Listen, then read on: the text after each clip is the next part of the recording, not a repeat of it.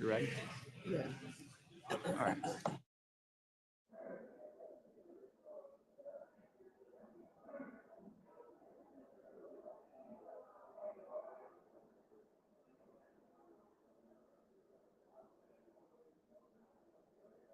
All right. So it's Katrina's birthday. Katrina's birthday this week. Yeah. Okay. Because I talked to her. Oh. Committee will come to order.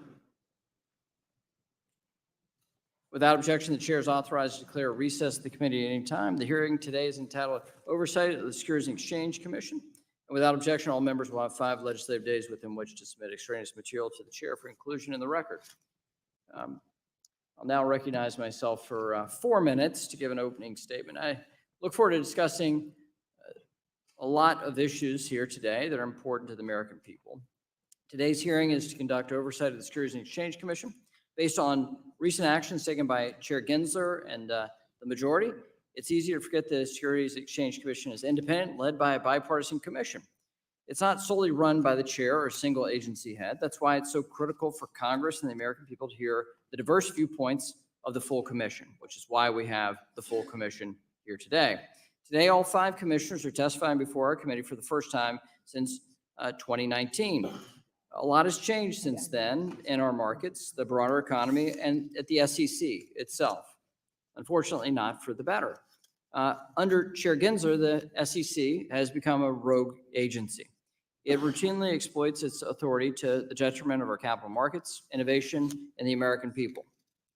Chair Gensler recently said, quote, "We at the SEC live within the laws as Congress passes them," close quote. Unfortunately, nothing could be further from the truth.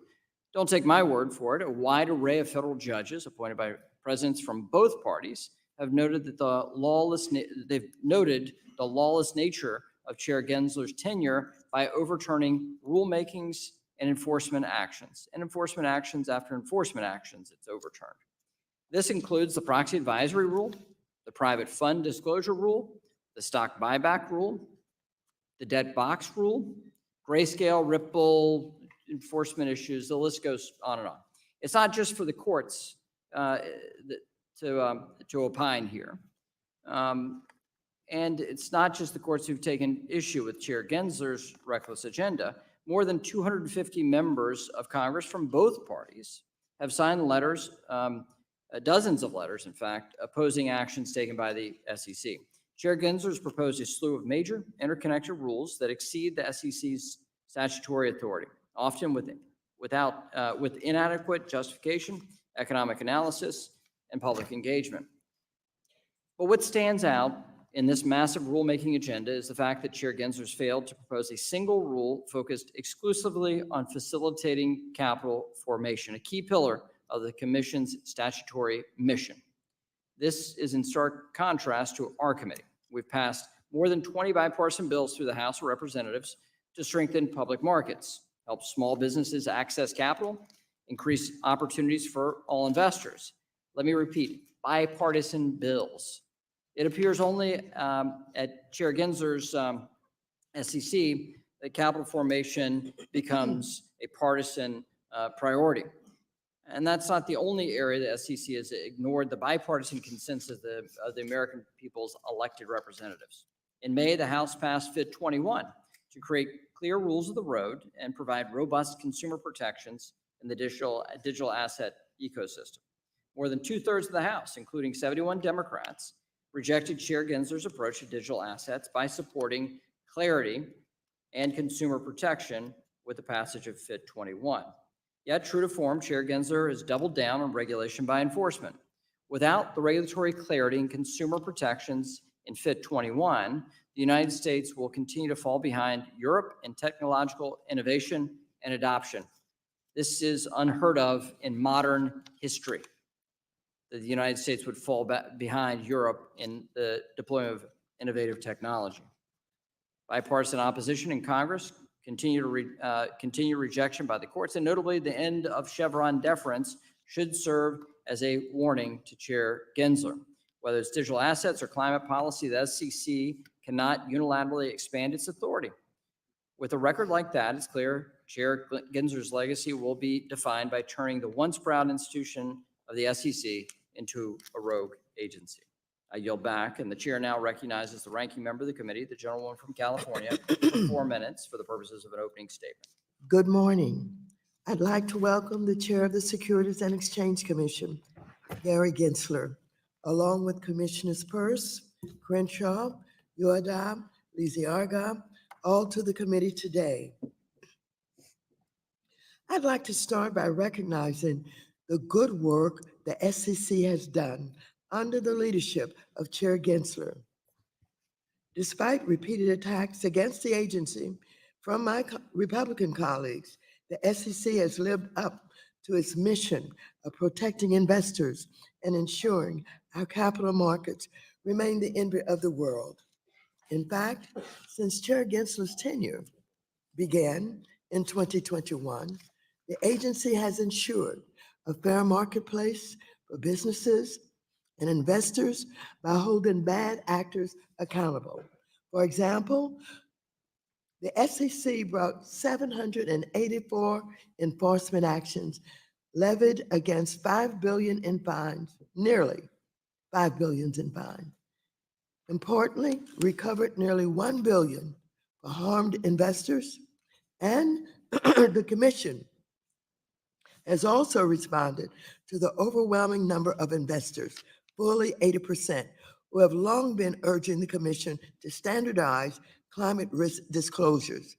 And so, I hope the SEC will also advance additional disclosures like human capital and diversity and inclusion metrics that are not just what investors want, but good for business, bottom line. While the SEC and the rest of the Biden-Harris administration has been doing its job, unfortunately, I can't say the same for all of the House Republicans. The party of MAGA has again taken us to the edge of a shutdown, even though they know they'll need every single Democrat to keep the government open. Our nation is tired of the extreme MAGA Republican Party in Congress. But I want to do something, and I know you do too. Mr. Chairman, before the end of this year, I want us to strike a grand bargain on stablecoins and other long overdue bills. Since 2022, we have been working for hours on end to reach an agreement and have each made concessions. I strongly believe we can reach a deal that prioritizes strong protections for our nation's consumers and strong federal oversight. Our bill can have several paths for stablecoins to be created, but like nearly every other country that has a stablecoin framework, central bank, the Federal Reserve, played a dominant role overseeing this market. And importantly, stablecoins can only be truly stable if they're backed by safe and liquid reserves, like short-term Treasury bills. But I'll be honest, with less than 3 months left in the 118th Congress, we're running out of time to pass this. I know we can get this done if we focus. So let's make it happen.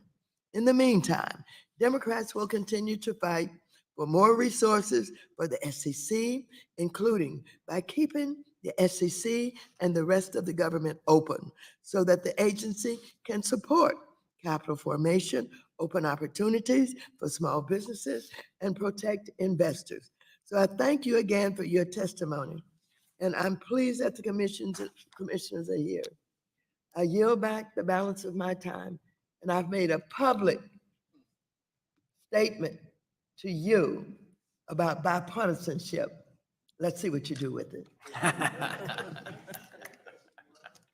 Well, I thank the ranking member, and I thank the ranking member for starting the conversation during her tenure as chair of this committee, and got the committee rolling on digital asset and crypto policy that we were able to, that resulted in bipartisan legislation in this committee. It's my hope that the ranking member will, that we could come to terms on a stablecoin legislation in this Congress, but that we can also provide a little clarity when it comes to digital assets generally. That is the bipartisan will of this committee. Now, the nature of how we do that is where things get a little tougher and the votes are a little tougher. But I thank the ranking member for the outreach and the public statement of which she has privately told me in no uncertain terms. Don't get cornered by Maxine Waters. So we'll now recognize the chair of the Capital Markets Subcommittee, Ann Wagner of the state of Missouri. I thank you, Mr. Chairman. Chair Gensler, under your leadership, the SEC has effectively carved the public stakeholders out of the rulemaking process. Despite many significant and interconnected rulemakings, comment periods are averaging almost 25% shorter than under the previous chair. And to make matters even worse, on 3 separate occasions, under your leadership, 10+ proposed rules were simultaneously open for comment. The outcome of this rushed approach is resulting in poorly crafted rules overturned by the courts over and over again, unnecessary costs being imposed on retail investors, and increased bureaucratic regimes for all market participants. It is clear that when it comes to the regulating our capital markets, your agenda at the SEC is to move fast and break things. I yield back. Gentlelady yields back. We'll now recognize the ranking member of the Subcommittee on Capital Markets, Mr. Sherman, for 1 minute. Mr. Chairman, this is one of your last hearings, and I applaud you for using it to bring the whole commission to us here so that we could applaud their great work, protecting American investors and making our capital markets the envy of the world. This is a board that has listened to public comment, and particularly in withdrawing or changing the swing pricing proposed rule, the custody proposed rule, and the AI data analytics rule. On crypto, this is the premier agency to protect investors, and it has responsibility for virtually every other intangible investment asset. We can provide clarity, although I don't think it's necessary. We could pass an additional statute to clarify that crypto is a security. Capitalism means that those with capital get to make the decisions, and the efforts here in Congress to blind climate investors by depriving them of the information they want has been answered by the SEC in requiring that huge group of investors is allowed to make the decisions they want to make. I yield back. Gentleman yields back. Today, we welcome the testimony of the Honorable Gary Gensler, Chair of the Securities Exchange Commission, and the SEC Commissioners, the Honorable Carolyn Crenshaw, the Honorable Jaime Lizarga, the Honorable Hester Peirce, and the Honorable Mark Ueda. Chair Gensler will be recognized to provide an oral presentation of the Commission's written testimony.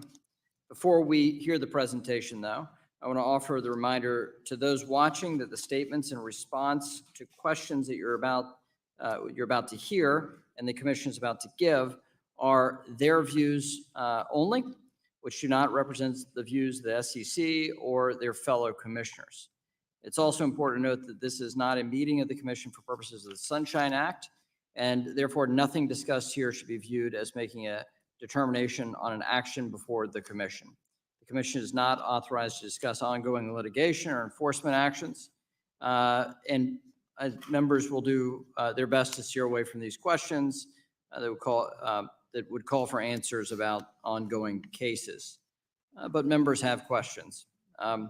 So without objection, the written testimony and the written statement will be made a part of the record. Chair Gensler, you're now recognized for 5 minutes for oral representation of your testimony. Thank you, Chairman McHenry. Good morning, everybody.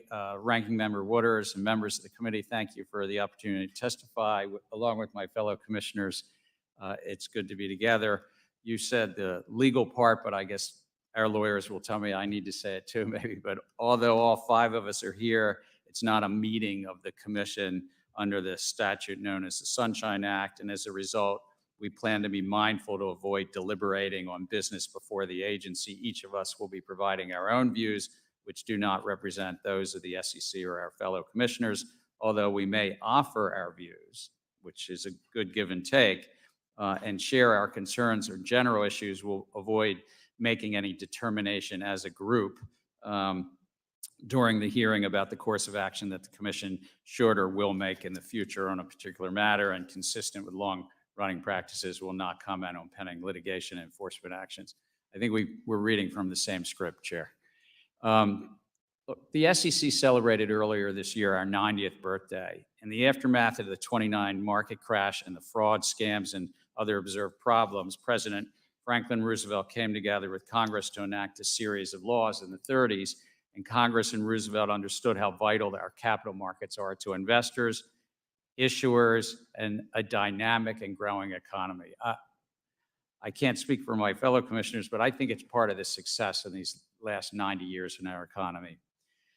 Today, the SEC oversees the capital markets and works to deter and prevent fraud and manipulation, as well as help ensure that investment advisors carry out their duties to their clients and that companies and entrepreneurs can access capital they need to succeed. The SEC is a remarkable agency. We serve investors building for a better future and issuers raising money to fund innovation while overseeing the capital markets where they meet. The essence of this is captured in our 3-part mission: protect investors on one hand, maintain the markets in the middle, fair, orderly, and efficient, and facilitate capital formation. So capital formation meets investors and the markets in the middle. Today, we oversee over $100 trillion U.S. capital markets, and they're the deepest, most liquid in the world. To put this in context, the assets of the entire banking system are just $23.5 trillion. So our capital markets are more than 4, almost 5 times that size. Comprising approximately 40% of the world's capital markets, the U.S. capital markets outpace our rough 24% of our economy. So we're kind of punch above our weight class. Everyday investors benefit from the U.S. capital markets. Their investment portfolios fund home purchases, college education, retirements. Approximately 58% of U.S. households own stocks directly or indirectly. American households representing nearly 121 million individual investors own registered funds. You know them as mutual funds and otherwise. Today, registered investment advisors advise 57 million clients. We're an agency that our appropriations from Congress are about $2.1 billion. We've been flat funded, as many agencies across government are. While we are appropriated, we do fund ourselves with fees on stock and other transactions, so we're deficit neutral. I'm proud to say that in 2023, the SEC staff rated us amongst the best places to work in the federal government. We ranked 3rd among mid-sized agencies. I thank you for the opportunity to testify. Our written testimony was joint among the 5 of us, so it didn't have as many adjectives or superlatives, but it did describe exactly sort of what we've done in the last 12 months, particularly the rules that we had adopted, proposed, or are being implemented. So I thank you, and I yield back. Gentleman yields back, and that is a representation of the opening statements for the 5 commissioners. We appreciate you yielding additional time back, and for the rest of the commissioners deferring. So we can get into questions. I'll now recognize myself for 5 minutes. Chair Gensler, in March, the Agriculture and Financial Services Committee sent you a letter about the regulatory treatment for Ether, the native token of the Ethereum blockchain. In the letter, we expressed concern the SEC is using different terms to describe digital assets. This includes crypto tokens, crypto security tokens, crypto asset securities, digital asset securities, and digital asset securities that are investment contracts. Does the SEC differentiate between crypto tokens and tokenized securities? The whether any one offer or sale of an asset is a security depends on the facts and circumstances. In terms of the language or nomenclature, it's less about the terms, it's more about the economics, and it really goes down to a Supreme Court test, which is the law of the land, called the Howey test, and whether an investment contract is being offered and sold to the public, and that public is looking to others in a common enterprise, anticipating a profit. So the labels matter less than what the economics are. But there are different terms and words have meaning. And the fact that you've used multiple different words to explain what seems to be the same phenomenon, I think really raises questions about clarity. Well, the laws are clear and it's written by the Supreme Court, but also the laws are clear, but what we're seeing from the SEC is a lack of clarity. That's what I'm trying to ask you about. You have the direct question is about the different terms. And rather than answering that question, you answered a separate question. Kudos to you. Commissioner Peirce, let's get into this question. Do you think that one reason why multiple terms are being used here for crypto is that there's no regulatory clarity or consensus identifying which tokens may or may not be offered pursuant to an investment contract? I think that's absolutely true. We've taken a legally imprecise view to mask the regulatory lack of clarity. So this question of investment contract, the SEC defined crypto asset securities as an investment contract represented by the underlying crypto asset. Yet, tucked away in a footnote and on an amended complaint, the SEC clarified a security is determined by the quote, contracts, expectations, and understandings centered on the sales and distribution of a digital asset, and not that the digital asset itself is a security. Is the SEC using inconsistent standards here? I mean, is that what's happening? I think what's happening is that we're trying to be ambiguous because the legal precision carries with it real implications. And this is why people have been coming to us and saying we need clarity. Is the token itself a security? Or is it part of an investment contract? Is it being sold together with an investment contract? If it is, what is that investment contract and how long does it track along with the token? By using imprecise language, we've been able to sort of suggest that the token itself is a security apart from that investment contract, which has implications for secondary sales. It has implications for who can list it. And I think this is absolutely, we've fallen down on our duty as a regulator not to be precise. And so tucking into a footnote that, yes, we admit that now actually the token itself is not a security, that's something that we should have admitted long ago and then started wrestling with the difficult questions. Okay.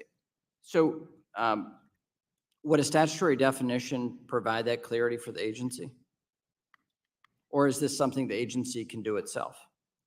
We certainly have authority where we can provide guidance. We can use our exemptive authority. It's always helpful to have Congress weigh in, but there certainly are some guidelines we could provide in this area that we have chosen not to provide. But a statutory definition would help. Well, I always welcome the input of Congress. That's fantastic. Everybody's writing, your fellow commissioners are writing that down. We hope to hear more of that today. So let's continue with this question. You've highlighted publicly, Commissioner Peirce, concerns that SEC is devoting a disproportionate amount of time on the digital asset ecosystem and diverting limited staff resources away from other mission critical work.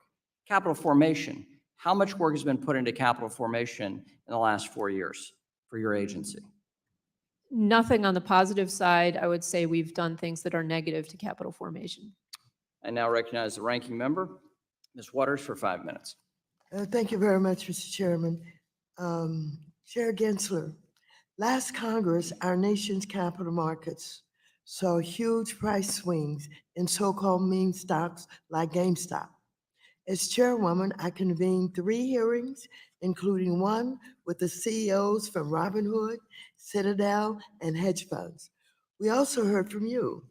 I later released a committee report detailing how gamification, payment for order flow, and weak oversight contributed to investors being fleeced.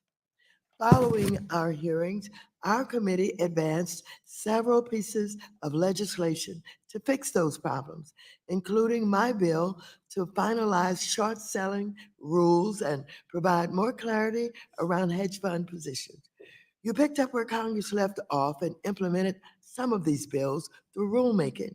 Can you talk about the reforms you passed, as well as what additional market structure and market integrity reforms like the SEC work on?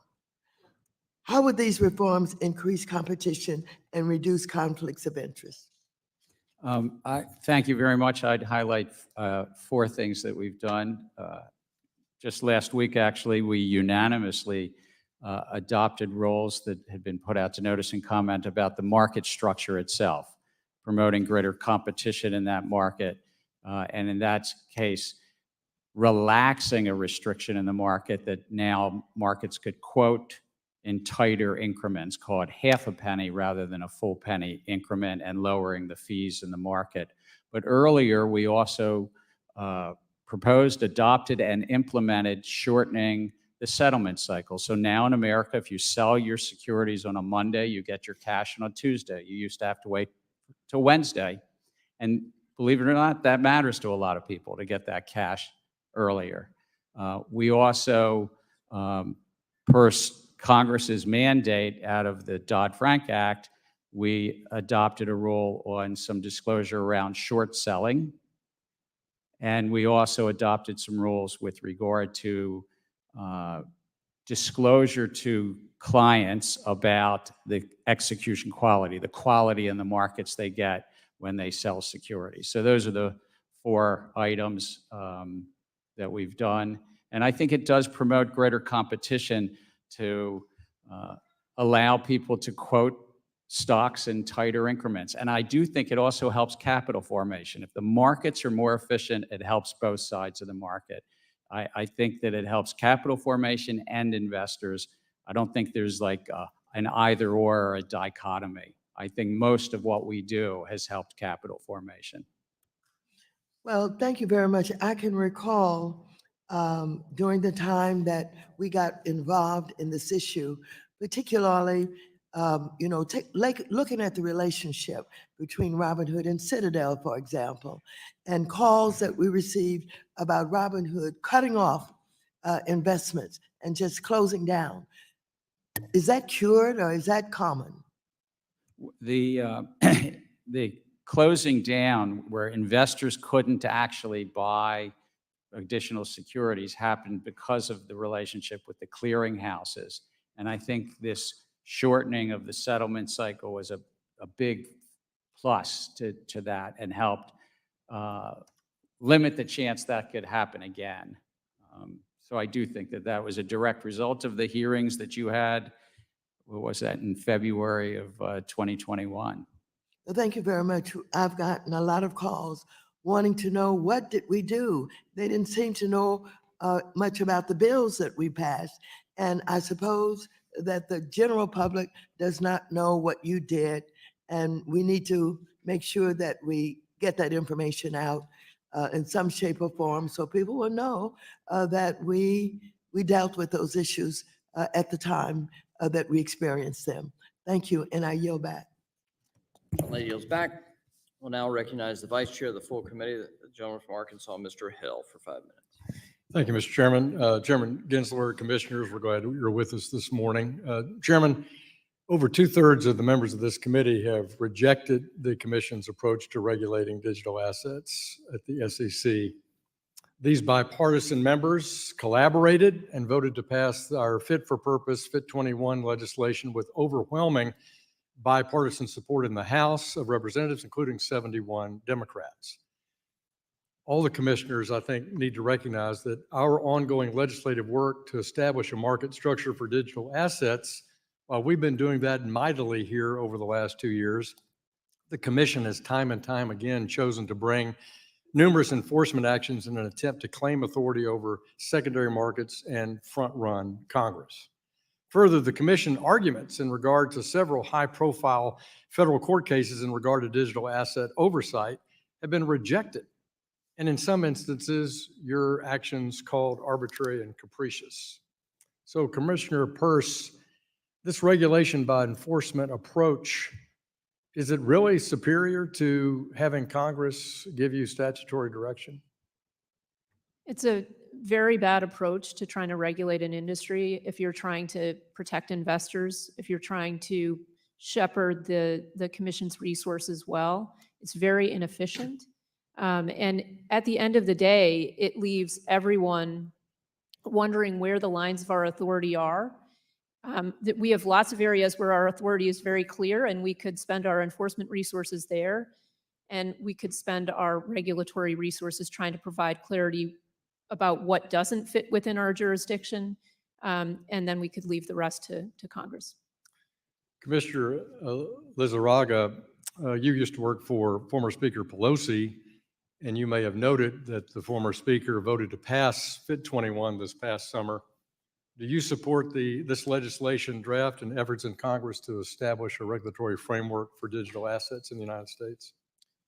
Congressman, I defer to Congress on its judgment as to whether a new framework for overseeing. Do you think, sir, do you is think that appropriate. the existing framework that the commission's following is the right way to go, or do you think there's a gap that could be filled by a statute in Congress? I think we're following the framework that's in place in response to violations of the law that we see in the market.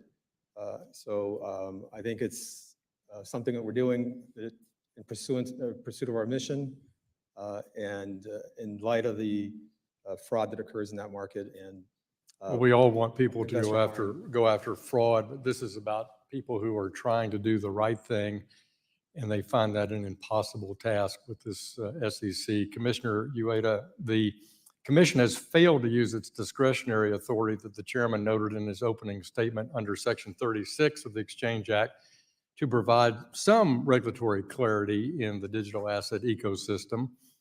What could they have done? Pick an instance where you think that a working example where the commission could have used exemptive relief in solving some of these challenges, either these ETP challenges, the special broker-dealer challenges, or the Howey test itself, to have just dealt with this at the commission using exemptive relief.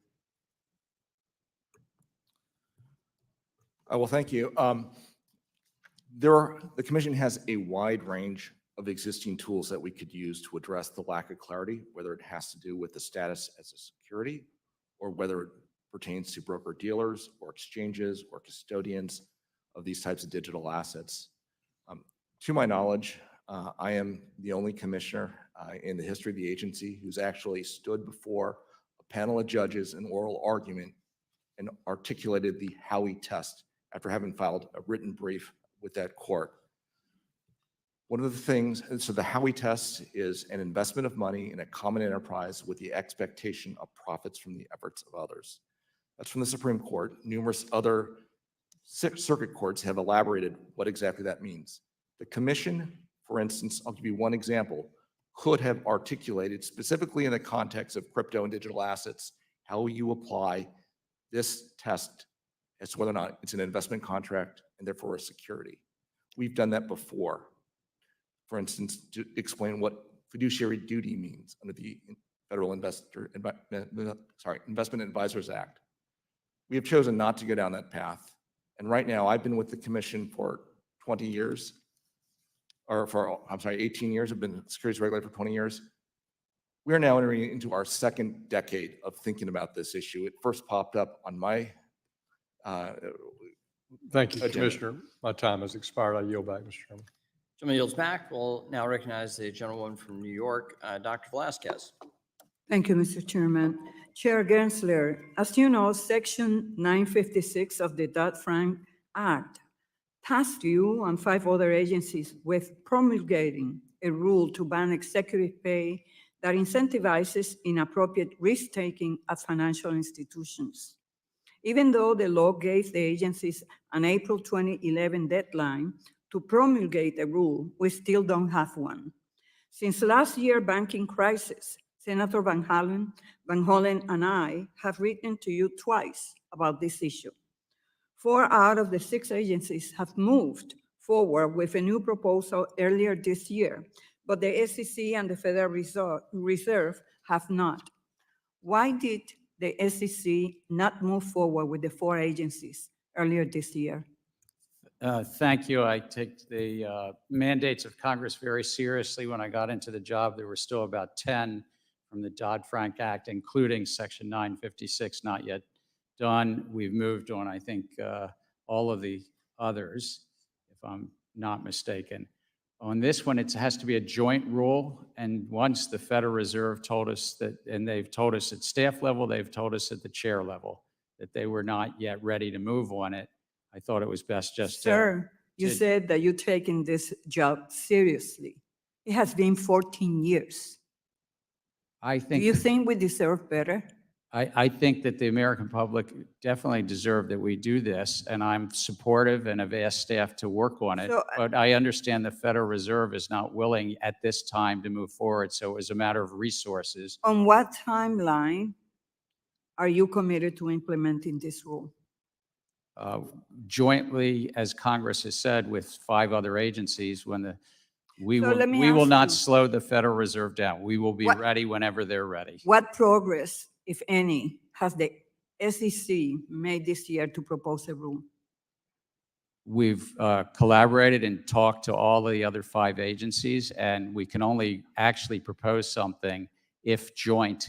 And so we need the Federal Reserve. If they're ready, we'll be ready.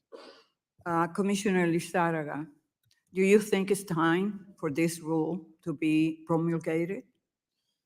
Yes, Congresswoman, I recently gave a speech outlining my views about the importance of advancing this important Dodd-Frank priority. It has been a long time. And why do you think the SEC and the Fed are stalling on this The issue? reality of joint rulemaking, I think, is part of it.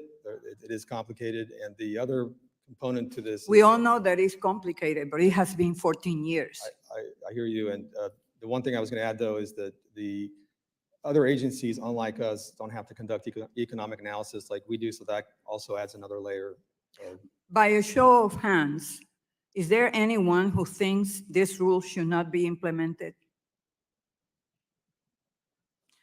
Well, I will remind everyone that Dodd-Frank does not instruct the SEC or the other agencies to study the rule or inform Congress about whether they think the rule is a good idea. The law requires the covered agencies, including the SEC, to implement the rule regardless of whether or not they think it's necessary. And it's been 14 years. So I find it hard to believe that the rule is so overly complicated or needs so much analysis that it will take 14 years. As I have said before, I will continue to bring this rulemaking up at every opportunity until the rule is finalized. Chair Gensler, we continue to hear about the benefits of tokenization and have seen large asset managers like Franklin Templeton use blockchain to digitize their assets. The SEC has approved several of these products. Do you see any evidence that the savings realized by the asset issuers is being passed on to the consumer? I'm not familiar enough with any one of the projects, but regardless of where somebody stores their ledger, if they tokenize security, an equity, a bond, or an investment contract, it's important to make sure that the investors, the investing public, have the disclosures they need. But just putting something on a tokenization, on a blockchain ledger, doesn't change the economics. It's whether it's a good investment. And Thank you. we stay merit neutral on that. I yield back. Thank you, Mr. The Chairman. gentleman from Oklahoma, Mr. Lucas, is now recognized for 5 minutes. Thank you, Mr. Chairman, and thank you, Chairman Gensler and the commissioners for appearing today. I'd like to begin by focusing on proposed Rule 10B-1 regarding security-based swaps positions. And Chairman Gensler, we've discussed this proposal before, and I appreciate your willingness to engage on this rule and to meet with stakeholders. I know you're familiar with the bipartisan feedback concerning market liquidity. Chairman, would you first briefly touch on if the commission is still taking the bipartisan feedback into consideration?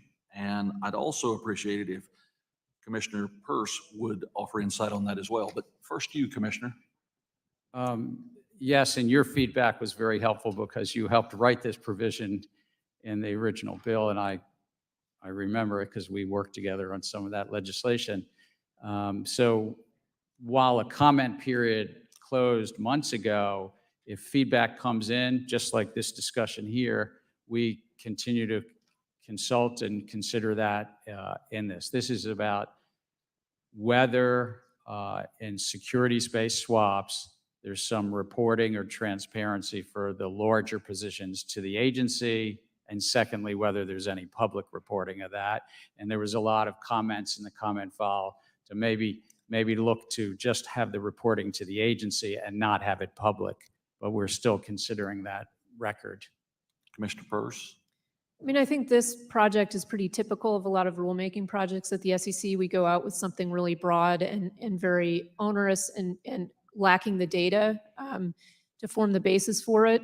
And then we get comment back saying, hey, this is unworkable. It's going to have really adverse unintended consequences. And we pull back. And so we're thinking about it now, and I don't know where we'll come out. But I will say if we get it wrong, then we really risk roiling the markets. And so I hope we will take that consideration into account. The SEC recently made significant reforms to Treasury clearing, which plays a vital role for financial markets in the U.S. economy. Market participants have expressed the need to extend those timelines for implementation to be successful. Chairman Gensler, has there been consideration given to adjusting this timeline? We worked very closely with the U.S. Department of Treasury and the Federal Reserve on what was when we adopted this, about a 2.5-year timeline. This is a vital market to the U.S. taxpayers, a $28 trillion Treasury market, and it's really to bring greater efficiency, meaning lowering the cost and lowering the risk, resiliency through central clearing. The first timeline is on track right now in March of next year for what's called customer clearing. The ultimate timelines go all the way through June of 2026. Commissioner Peirce, could you offer your perspective on Treasury clearing timeline? So I didn't support the rule because I thought we could have taken a more measured approach, but now that the rule's in place, I'm committed to as sound implementation as possible. And I think we should be open to the idea of extending the timelines. And also we should be working closely with industry and other regulators to make sure we're getting this right. I've called for setting up a task force to really throw ourselves into the implementation process. And then that will put us in a place to know whether we need to extend timelines. As many of my colleagues have discussed during the past several years, the volume and scope of the SEC rulemakings have been of concern. The two examples, the custody rule and the predictive data analytics rule, both presented major challenges to the market and both seem to require major revisions to address the unintended consequences. Commissioner Uedea, could you discuss how the commission could better catch these unintended consequences before reaching the proposal stage? One common tool, which we have not used in recent times, is to hold roundtables and other fact-finding type activities that would lay a better predicate before we issue an actual proposal. That is one of the challenges, I think, and concerns I've had about our current proposals, is they are so broad and so wide. We have the proposal itself, but many times we'll have dozens, if not scores, of permutations and combinations on that. When you have multiple rulemakings all at the same time on different subjects that affect the same entities, it's really hard for them to give us thoughtful feedback on that. So this is one where it's a bit like, I think the saying in construction, measure twice, cut once. We should think about doing the same thing with proposals. Thank you, Commissioner Udata. Yield back, Mr. Chairman. Gentleman yields back. We'll now recognize the gentleman from Missouri, Mr. Cleaver, for 5 minutes. Thank you, Mr. Chairman. Mr. Chairman, well, all of the guests here today,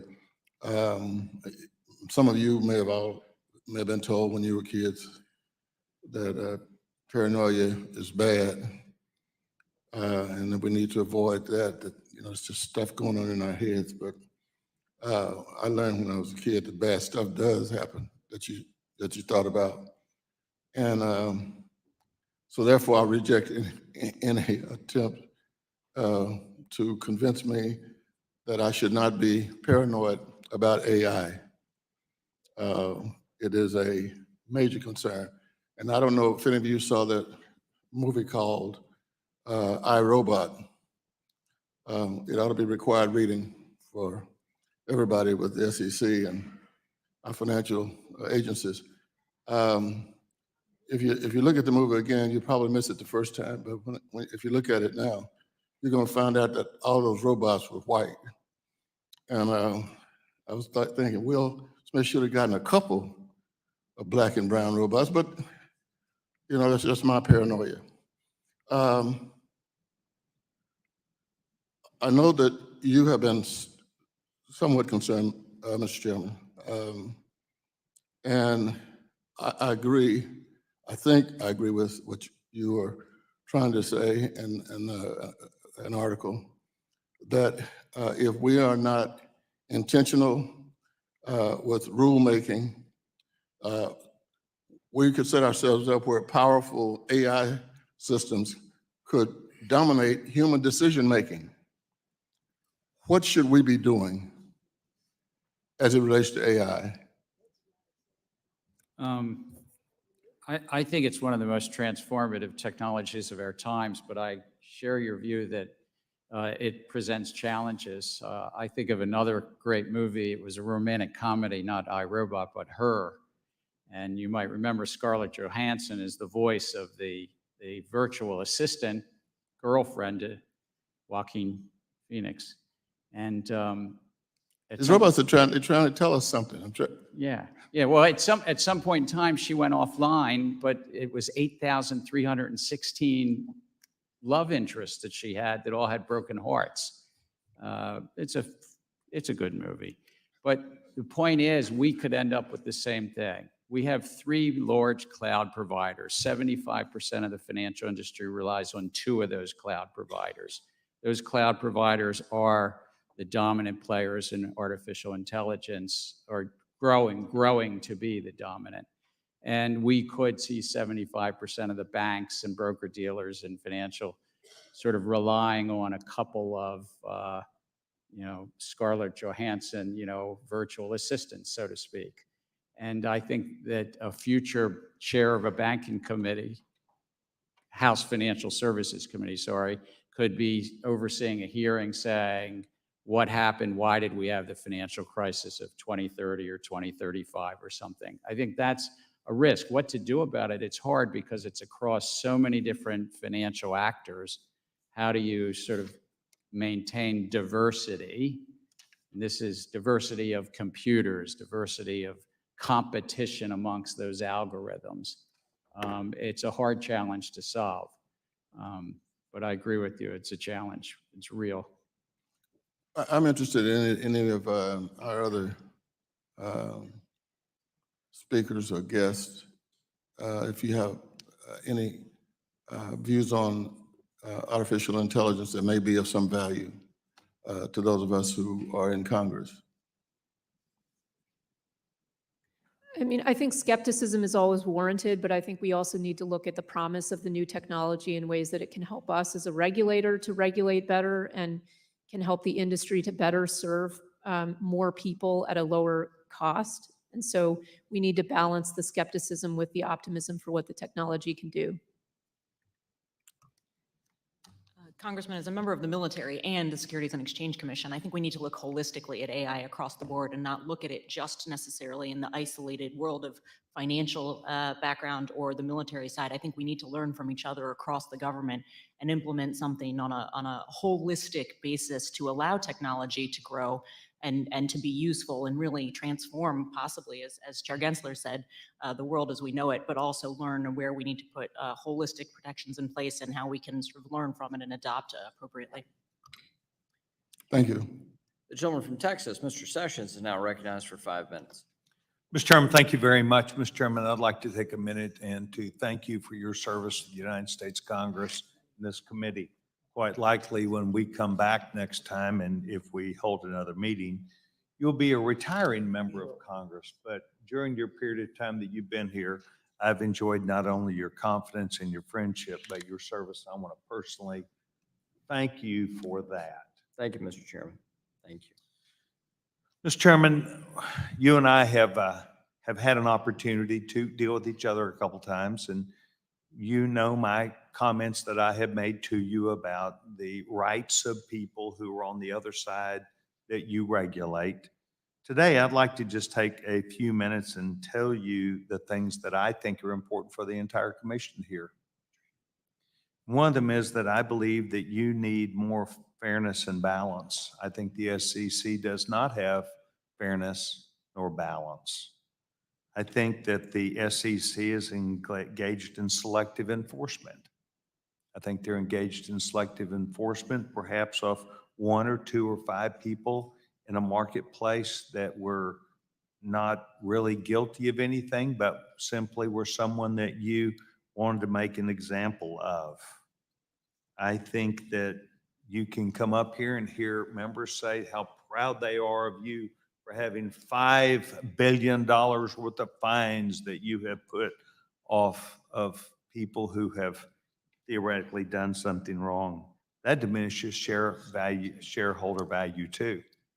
When you fine a company, it takes away shareholder value. And that's one of the things that your commissioners have talked about today, that their mission is to ensure shareholder value and to protect people. Mr. Chairman, I believe that you should engage, as well as all the commissioners, in making sure that you do not make examples of a few select people. Mr. Chairman, I believe you should look at the mission statement that the SEC has, perhaps on a daily basis, and make sure that your staff and you live up to that. I believe that if you get in trouble, if you didn't intend to get in trouble, you ought to be able to get out of trouble. You ought to be able to work your way through regulatory morass instead of waiting for the average of 140 days or whatever it might be for you to respond back to a person. Mr. Chairman, I believe that the marketplace is complex. I believe that things happen that none of us have any real control over, including bankruptcies or other matters. It's when you collude to do something, or you have insider information, or you fail to do your job properly, due diligence or whatever. But I can give you examples where the SEC is causing individual agents in the marketplace who also lost money in certain assets, and the SEC came after them and had them spend $500,000 of legal counsel to defend themselves against something they, nor they alone, were engaged in, but it was selective enforcement. And I have seen this across this Biden administration at the Department of Justice, at the SEC, and other places. And I believe that there is some demand put on you, or something that you're doing to cause actions that are neither fair nor balanced. I've got a minute left. Sir, would you like to engage that issue and defend that? I'm very proud of the agency and the hardworking folks of the agency, the 1,300 folks in enforcement, but all the other lawyers and accountants and economists and my fellow commissioners that support that effort. They follow the facts and the law where they take them. We do bring, as noted, 700 or so enforcement actions a year, many of them settled actions. We look to people who cooperate with the agency and really recognize that cooperation with the agency to try to, as you say, get things right. I, by the way, would concur with you. Markets are complex and life is complex, and people do often make genuine, just human mistakes. But our enforcement division, I couldn't be prouder of I will them, and look they forward follow to it. testing that theory, and I want to thank each of you for your service, not just to the SEC, but the American people, and I will challenge you properly and professionally on this issue. Mr. Chairman, I yield back my time. The gentleman from Illinois, Mr. Foster, is now recognized for 5 minutes. Thank you, Mr. Chairman, and to our witnesses. Price discovery is critically important to the success of our capital markets, and it's really foundational to investor confidence. However, with the rise of day trading and trading apps, social media buzz seems to have as much an effect sometimes on equity pricing as economic fundamentals. This concern gets amplified when the social media is swamped by inauthentic AI-generated bot accounts that the social media platforms seem unwilling or incapable of identifying and removing.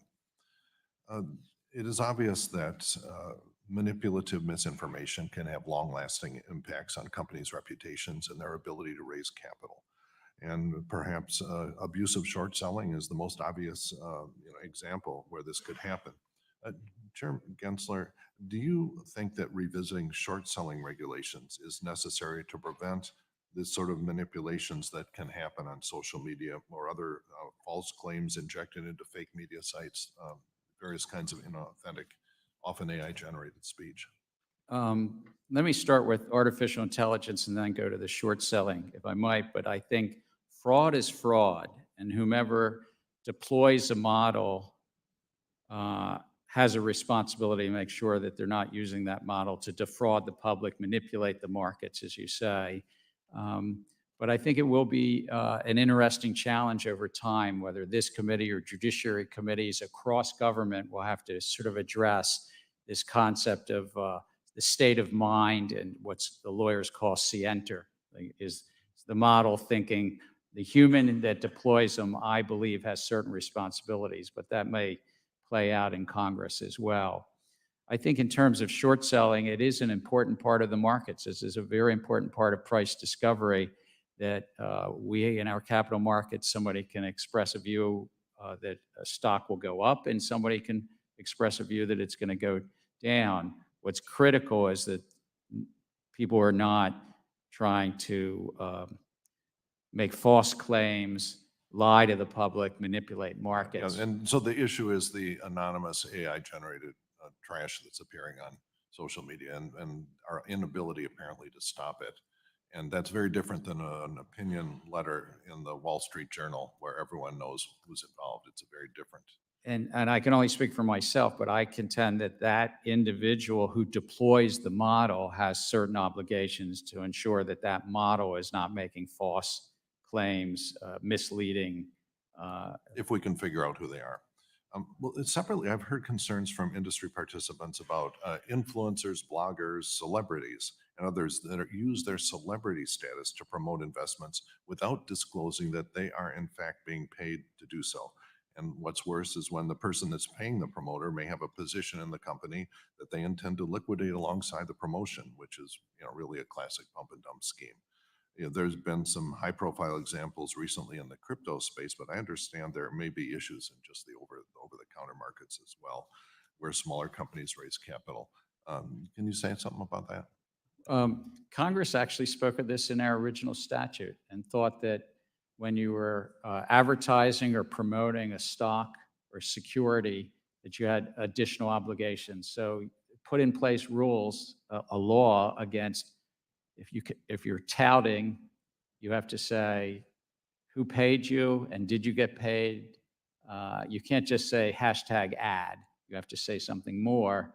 And that was Congress's will. And we have, from time to time, found celebrities who've forgotten that important law, and we've brought in Or never learned it. Yeah, so are there gaps in the SEC's authority to pursue these cases? I would say I think the laws are strong. I mean, it's always gaps in resources, and we get on average a year 40 to 50,000 tips, complaints, and referrals. That's 4,000 a month or so, and we have to prioritize those tips and complaints and referrals. Okay, and let's see, I've got about half a minute here. Just, I didn't support the FIP 21 Act. And one of the things that confused me about it is that it defines a 20% threshold for ownership to be enough decentralized to become a tradable equity.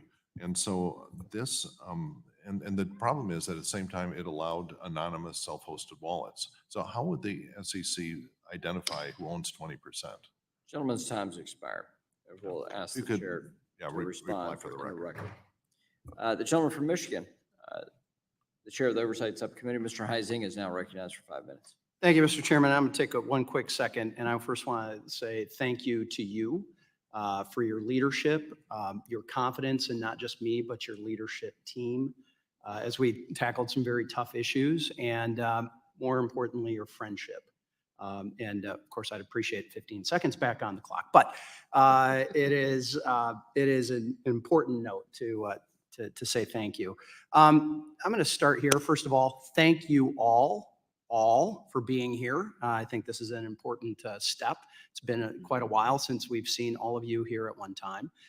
Commissioner Peirce, you've noted that in keeping with the materiality standard informing SEC rulemaking on disclosures, quote, information is material if there is a substantial likelihood that an objective, reasonable investor, by the way, that's language that Thurgood Marshall used in the 1976 court case establishing materiality, would consider the information important to an investment or voting decision. All reasonable investors value financial returns, but they may diverge in which non-economic considerations are important. Could you explain the difference between that, why the commission has diverged from this traditional, well-established materiality standard, and we've started hearing, quote, decision useful language? Unpack that a little bit, please. I think the reason to depart from the materiality standard and instead embrace this more ambiguous decision useful standard is so that we can listen to the voices of non-investors, people who have non-investment interests in companies and seeing companies do things. And so you open it up to this wide range of stakeholders who has any list of non-essential, non-economic interests in a company. Do you have doing something. concerns with that? Absolutely. I mean, our job is to get information to investors to help them make decisions, not to a random group of stakeholders. And it seems the courts have had concerns with that as well. All right. Chair Gensler, we've seen there be an uptick in the industry pressure at the court level against the SEC. But we've also seen the SEC embark on a rulemaking agenda that some have called frenzied and rushed. In testimony before the committee, the chair noted the number of finalized rules is less than a number of my predecessors in a comparable time frame. Essentially, that your rulemaking onslaught is on par with past chairs.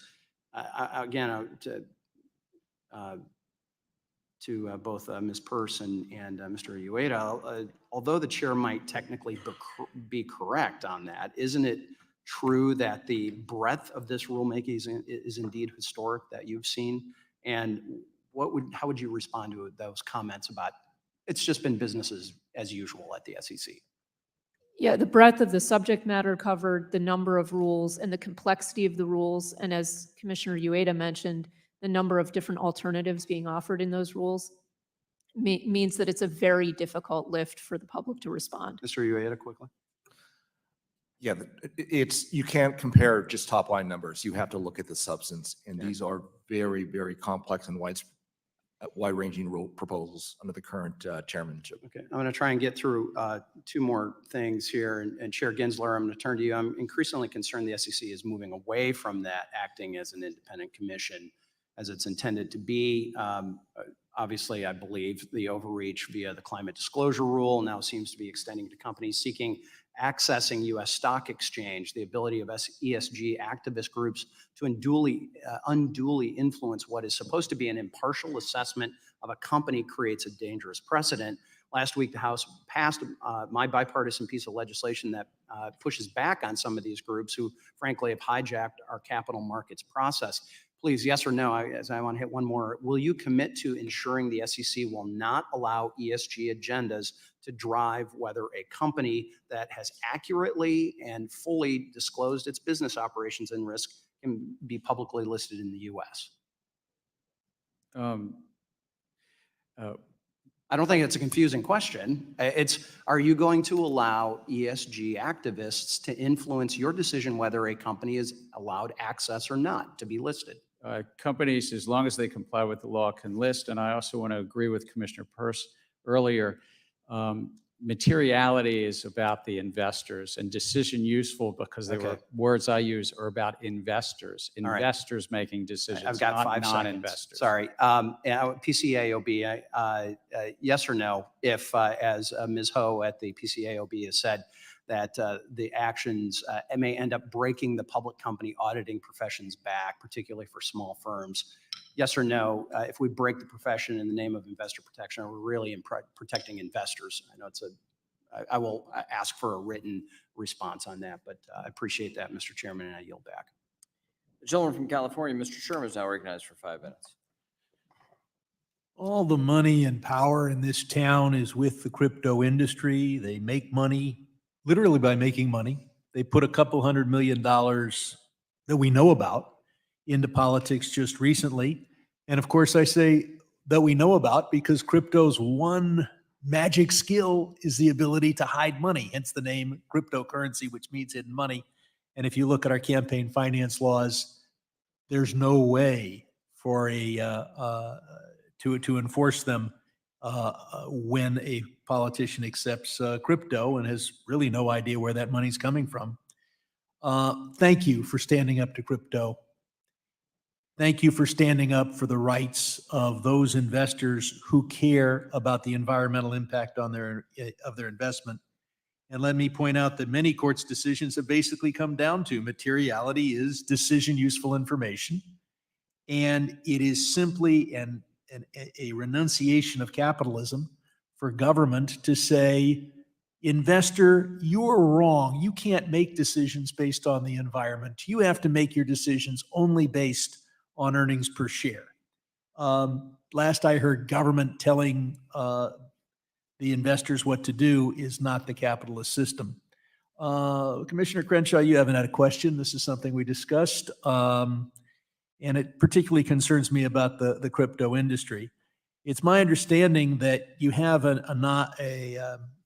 ethics rules so that if you leave the commission, you can't lobby the commission for the people who are paying you for another 2 years. Now, we know crypto is trying to influence Congress, but there are hundreds of us. It's very inefficient. There are only 5 of you, and frankly, they don't really want to influence us. We want to influence you. It's my understanding that crypto is free to offer any one of you a $5 million a year, 5-year contract, so long as in the first 2 years, you're not going to be lobbying the commission. Do I have that right? Is that the rule? Or I'm not suggesting any career changes here, but are the rules so loose that any commissioner could take a $5 million a year contract from crypto? I believe they could take a job at a crypto entity, and there are ethics restrictions in place. And the ethics restrictions don't differentiate between a $250,000 a year job and a $50 million a year job. I don't believe so. Well, maybe you'd want to propose at least some limits on what those jobs could do. I'm concerned, Chair Gensler, about Webull and others who might have investor information in China. Is the commission going to do anything, especially in light of our concerns here about TikTok, to make sure that when investor data is in the hands of, say, a brokerage firm, that it is not accessible to Chinese Communist Party? Whether a brokerage firm is owned by Chinese or Americans or Europeans, they have to comply with our laws and they have to protect information, customer information. But does that, as a practical matter, are they free to comply with those laws by storing the information in China? There might be cheap data storage available in Shanghai. No, I believe so. As long as they comply with our laws, they can store it in any Well, I would hope the commission would look at a requirement that understands that in reality, if it's stored in Shanghai, it's not protected from the Chinese Communist Party. You should require that the data not be stored in China. And I want to commend you for withdrawing, and I know you're going to be republishing rules on swing pricing, liquidity rule, safeguarding the safeguarding rule. I think you've really listened to Congress. I think those rules needed change. On the other hand, I want to commend you for the rules giving climate investors the information that they need and deserve. I want to point out, as you look at the safeguarding rule, that do you see any reason why that would have to deal with the safeguarding of real estate? I mean, it's hard to move and the county records are pretty clear. Are we worried that would we need the safeguarding rule to cover real estate? Again, we put something out for comment. We got a lot of feedback, including around real estate, and I've asked staff to take all those comments in and make a recommendation to the five of us on how to move forward on, in essence, reproposing, taking into consideration the scope of the assets, for instance, this real estate, but also the requirements. There were many comments about the requirements and whether to do that which Congress had originally laid out in Dodd-Frank on this. The gentlewoman from Missouri, the chair of the Capital Markets Subcommittee, Ms. Weiger, is now recognized. Yes, thank you, Mr. Chairman. Commissioner Peirce, the SEC continues to extract huge settlements for enforcement cases relating to, I'm going to call, off-channel communications. Firms have paid a combined total of over $3 billion in fines as part of the overall sweep. Has any fraud or customer harm been found, and what is the SEC basing these fines on? It is certainly has become a cash cow for the SEC, and so the typical case is not based on fraud or any evidence of a problem other than a record-keeping problem. Now, that's a serious problem, but I think we need to address it not through enforcement first, but through regulatory work that involves working with people on the outside the industry and so forth to try to figure out how to make these rules workable and also effective for our No regulators. fraud, no customer harm. Why didn't the SEC issue a risk alert during COVID, for instance, when it knew that the whole world was becoming more reliant on using phones for communication during this time of abrupt, forced remote work? Why did the SEC wait and play gotcha after the fact with enforcement actions? Yeah, I mean, I think you point out that a lot of this probably did stem from the fact that COVID changed the world and the way we do things. And that's why we should have taken a regulatory approach first. And then for people who were outliers and bad actors and were defying the rules, we could have brought enforcement action. Over $3 billion. It's quite the cash cow. I'd like to enter, Mr. Chairman, into the record the dissent that Commissioners Peirce and Ueda released today regarding this. Commissioner Ueda, pardon me. Retail investors are statutorily allowed to invest in private investments, including private funds via closed-end funds, which are subject to important protections under the Investment Company Act.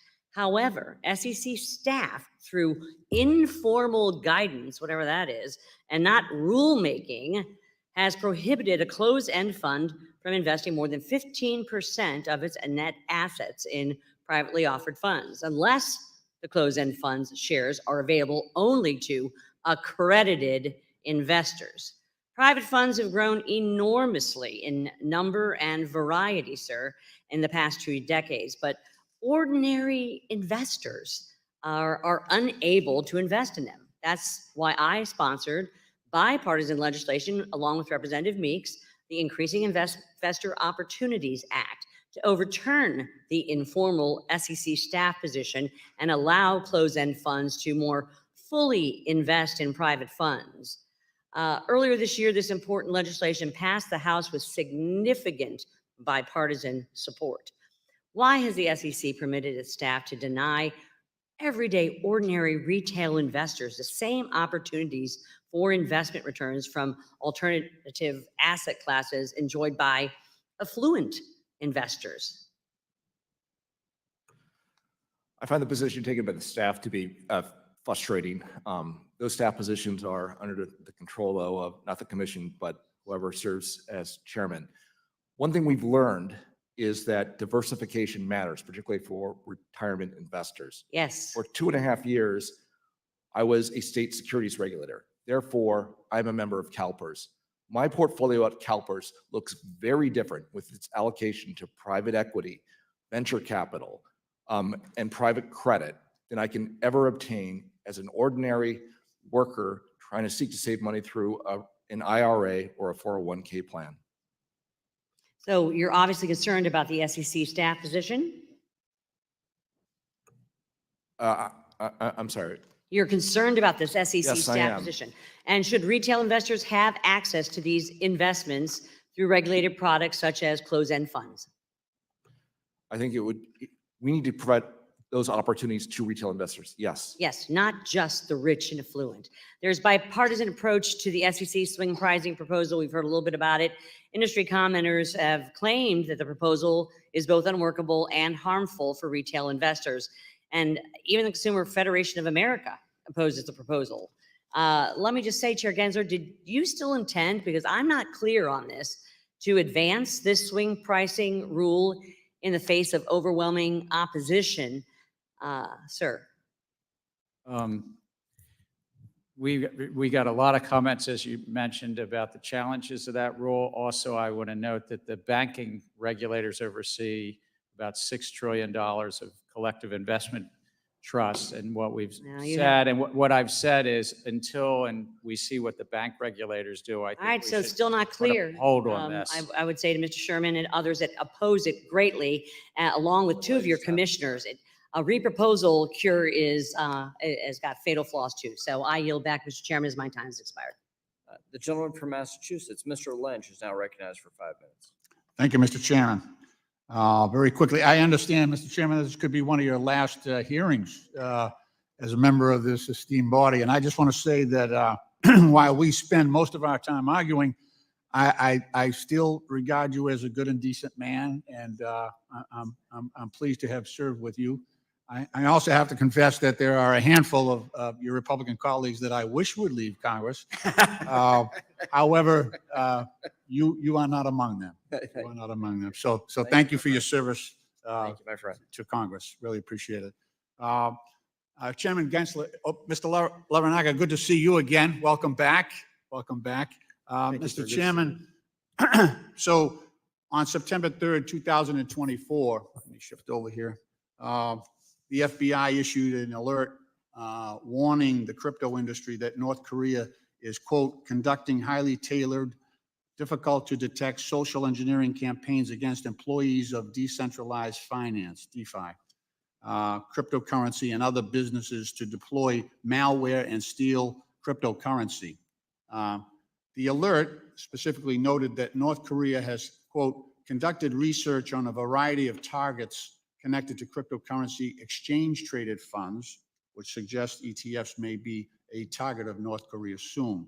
So North Korea, as you well know, is a serious threat to the United States, and I know you've done an awful lot of work on the crypto ETFs. And I know you're aware that the vast majority of the hundreds of billions of dollars worth of funds in these ETFs are held in custody at a single entity.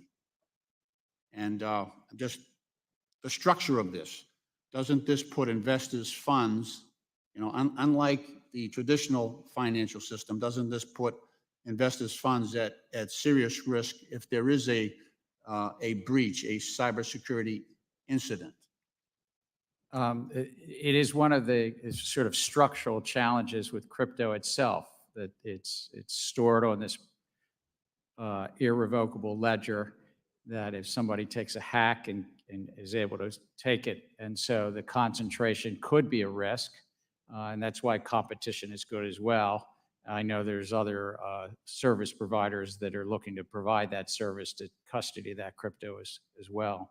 It's ironic that, this is supposed to be a decentralized system, but we have this concentration that introduces so much risk in the system. No, it is most definitely, finance tends towards concentration, but crypto field is not immune to that. There's quite a bit of concentration. That FBI alert that went out also noted it was attached to a whole report that talked about $4 or $5 billion of investor harm that had happened just in the last year as well. Right. The other piece of this related to that is the way the stack works. So you've spoken before about the risks of the vertical integration of crypto, where we have, for example, you get a single entity should not be acting simultaneously as an exchange, then a broker and a dealer and a custodian, because that puts customer funds at risk and presents conflicts of interest as well, as we saw with FTX. Can you talk about that? Can you talk about why these are concerns, and do you take issue with the proposed market structure legislation under FIT 21 that's been introduced, and what changes you might suggest? Look, I think one of the hallmarks of our capital markets have been that stock exchanges are separate from broker dealers, that they each make money, they each have an important role, but that conflict is not mixed. We wouldn't have the New York Stock Exchange actually operating a hedge fund, operating the dealers on the floor as well. They're kind of separated. And we've seen in the so-called crypto exchanges commingling this and also taking custody of their customer funds. And at times, as you mentioned, the FTX collapse, being fast and loose with those customer funds. Yeah, what I worry about is it seems to be that the crypto industry and in FIT 21 has proposed, because this is, digitized and we're going to put this on a blockchain, that we can sidestep all of the regulations that we've adopted here for the traditional finance industry. I think that the time-tested protections are really important. I would also say court after court has actually spoken, it's to an earlier point if I can, that this Howey standard is actually quite clear. One court said Howey provides clearly expressed test for determining what constitutes an investment contract. Another court said the SEC based its claim on straightforward application of a venerable Supreme Court precedent. I could go on and read quote after quote from cases in the crypto field.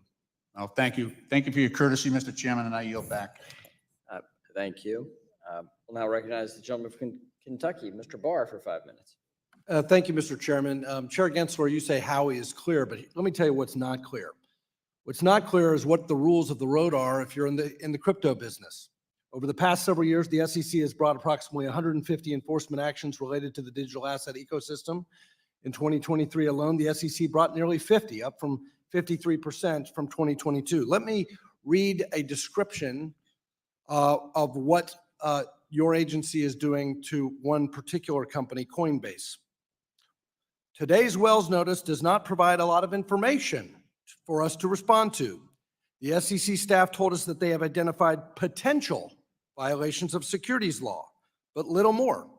We asked the SEC specifically to identify which assets on our platforms they believe may be securities, and they declined to do so. Today's Wells notice also comes after Coinbase provided multiple proposals to the SEC about registration over the course of months, all of which the SEC ultimately refused to respond to. So Coinbase repeatedly, 30 times, tried to come in and register with the SEC, and the SEC refused to respond.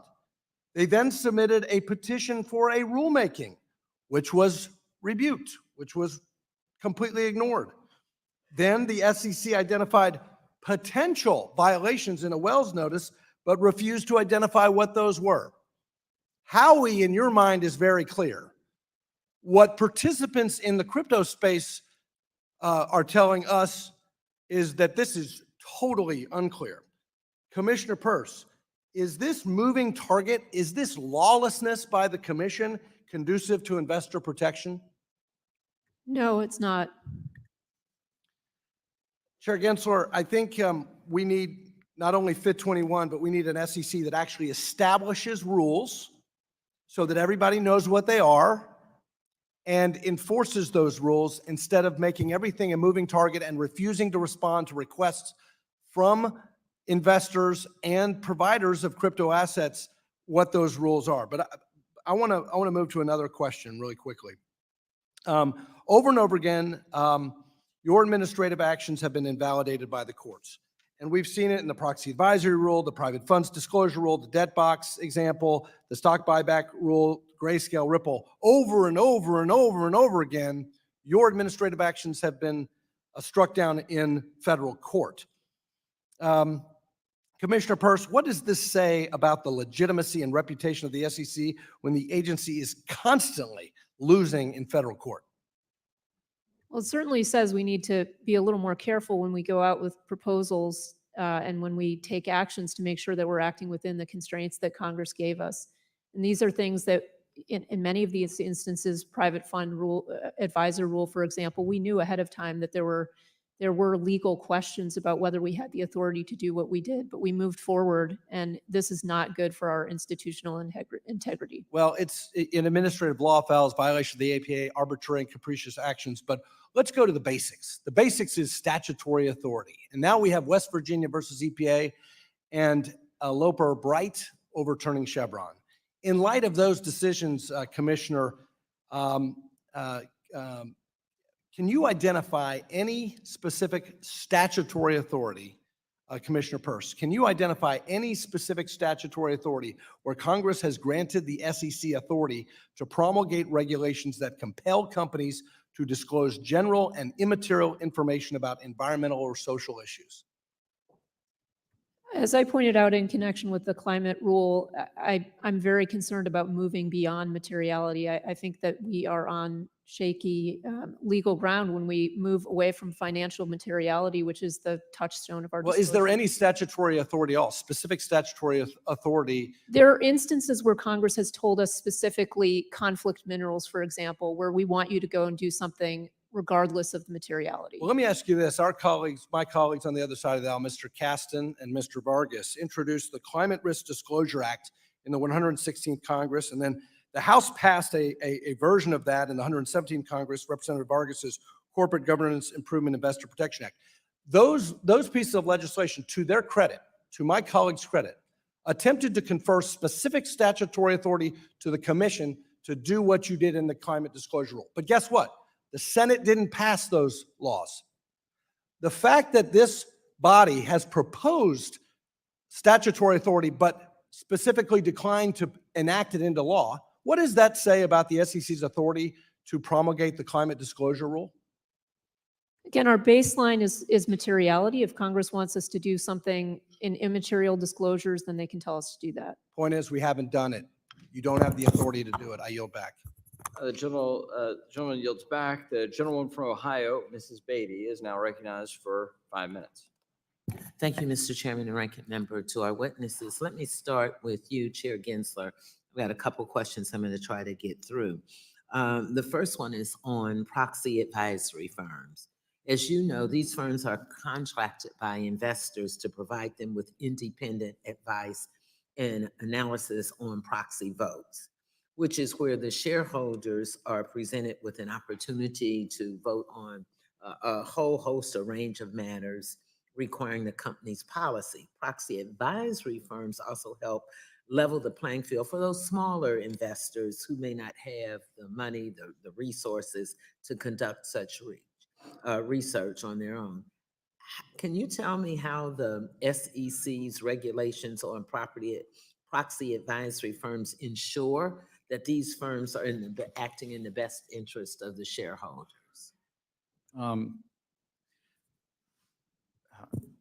It's a little bit complicated because the prior commission in 2020 had proposed and adopted a rule on proxy advisors that then has recently gotten, I guess the word would be vacated, but I have to get the right word. Commissioner Peirce, do I have that right word?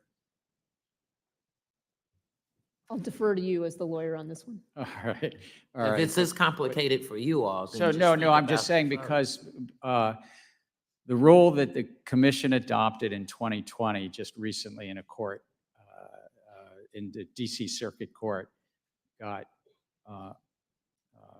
was not upheld.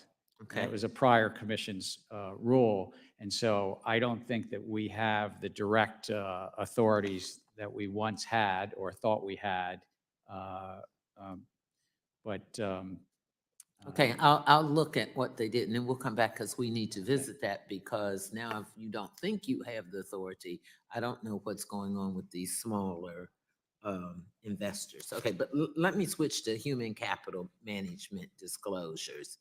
Mr. Chairman, human capital disclosures include employee salary, as you know, information, training and development initiatives, as well as talent attraction and retention metrics, just to name a few. Investing in these areas can have a significant impact on company performance. Additionally, by investing in training and skills, team skills, company objectives have met 90% more often their goals. Since 1998, I believe firms in the European Union have been required to report human capital investments in relationships to all those things, the salaries, the bonuses, and other benefits. By comparison, the United States, only 15% of S&P 500 firms report this information because it's not required. Do companies that disclose this information see any tangible benefit in terms of their shareholders' values and returns, in your opinion? I think that it's important information, but it ultimately is not what I think. It's whether investors find it material. Back to Representative Barr was asking earlier. We have a disclosure system that's about investors and what do they find material to their decision-making, or significant as the Supreme Court calls it. And that's what's important. In 2020, the commission actually adopted new updated disclosure rules around human capital, and we've seen some of the experience in the last 3 years of what companies are disclosing.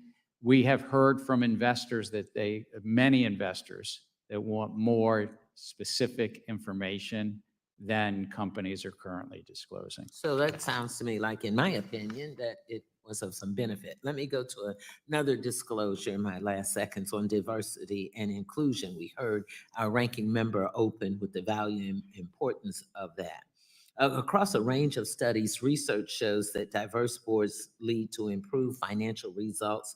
For example, companies with the highest level percentage of women board directors outperform those with the least by 53% when it comes to return on equity. Could you talk more about the importance of D&I disclosures, including the benefits of such disclosures can have on companies' overall performance? And what are you all doing to increase the disclosures with D&I? I can say this, I find that just at the SEC, it's very beneficial to have a draw from the diverse population across the US. And I think it's benefited our agency to have senior leadership from all parts of the American public. In terms of... Gentlelady's time has expired. Thank you. If you want to send something to us in writing about that, I'd appreciate it. The gentleman from Texas, Mr. Williams, is recognized for 5 minutes. Thank you, Mr. Chairman. I want to say thanks to all of you again for coming today. It's important to have you here like this in this forum. Chairman Gensler, the SEC has been issuing rules and regulations at an alarming rate, and the scope of the SEC's regulatory flexibility agenda has been extensive. This has raised concerns across the financial service industry, particularly due to overlapping implementation dates, rule requirements, and compliance periods. which has created uncertainty about how these regulations will intersect and impact one another. So for small businesses, and I chair the Small Business Committee, and I am a small business, there are growing compliance burdens can be especially overwhelming, often stretching their already limited resource and capacity. So, Mr. Chairman, have you consulted with the National Economic Council or the Treasury Department regarding the effects of these numerous new regulatory requirements on millions of investors and retirement savers? And if you have, what feedback have they provided? And furthermore, is the SEC considering the significant resource strains that firms may face when required to implement these rules simultaneously? We put each of our rules out with economic analysis and also a call to small businesses to get their feedback. And we do take it very much into consideration, whether it's from small businesses or if it were a comment from the Small Business Administration, for instance, if they had feedback for us. Or I think you mentioned the U.S. Treasury Department. On a number of our rules, not all of them, on a number of our rules, we go to them in advance, whether it's about the Treasury markets or the capital structure. But we're an independent agency from the U.S. Treasury Department. Commissioners Peirce or Uada, do you have a comment on that? I think we consistently overlook the disproportionate effects on small businesses, and that has been very evident in our failure to use accommodations for small businesses. Occasionally, we give them a little more time, but I think we could do much more. I agree. There is a disproportionate impact on small businesses. And in some cases, there are loopholes that allow us to not consider the effects. For investment advisors, the rules say you have to give special consideration if you have $25 million or less of assets under management. Well, as it stands today, you need to have at least $100 million of assets under management just to register with the SEC. So we conveniently take the position that we don't need to analyze the effects on smaller investment advisors because we don't have them registered with the SEC under this $100 million threshold. All right, thank you. In recent years, the expense of entering U.S. public markets has skyrocketed, which the cost of doubling since the 1990s, and consequently, the number of publicly traded companies has plummeted, with many choosing against initial public offerings. So this reduction in IPO activity has diminished investment opportunities and slowed both growth and innovation. Although the SEC tasked with the fostering capital formation, its current regulatory efforts have centered on expanding complex and expensive disclosure requirements rather than tackling the obstacles that companies face in going public.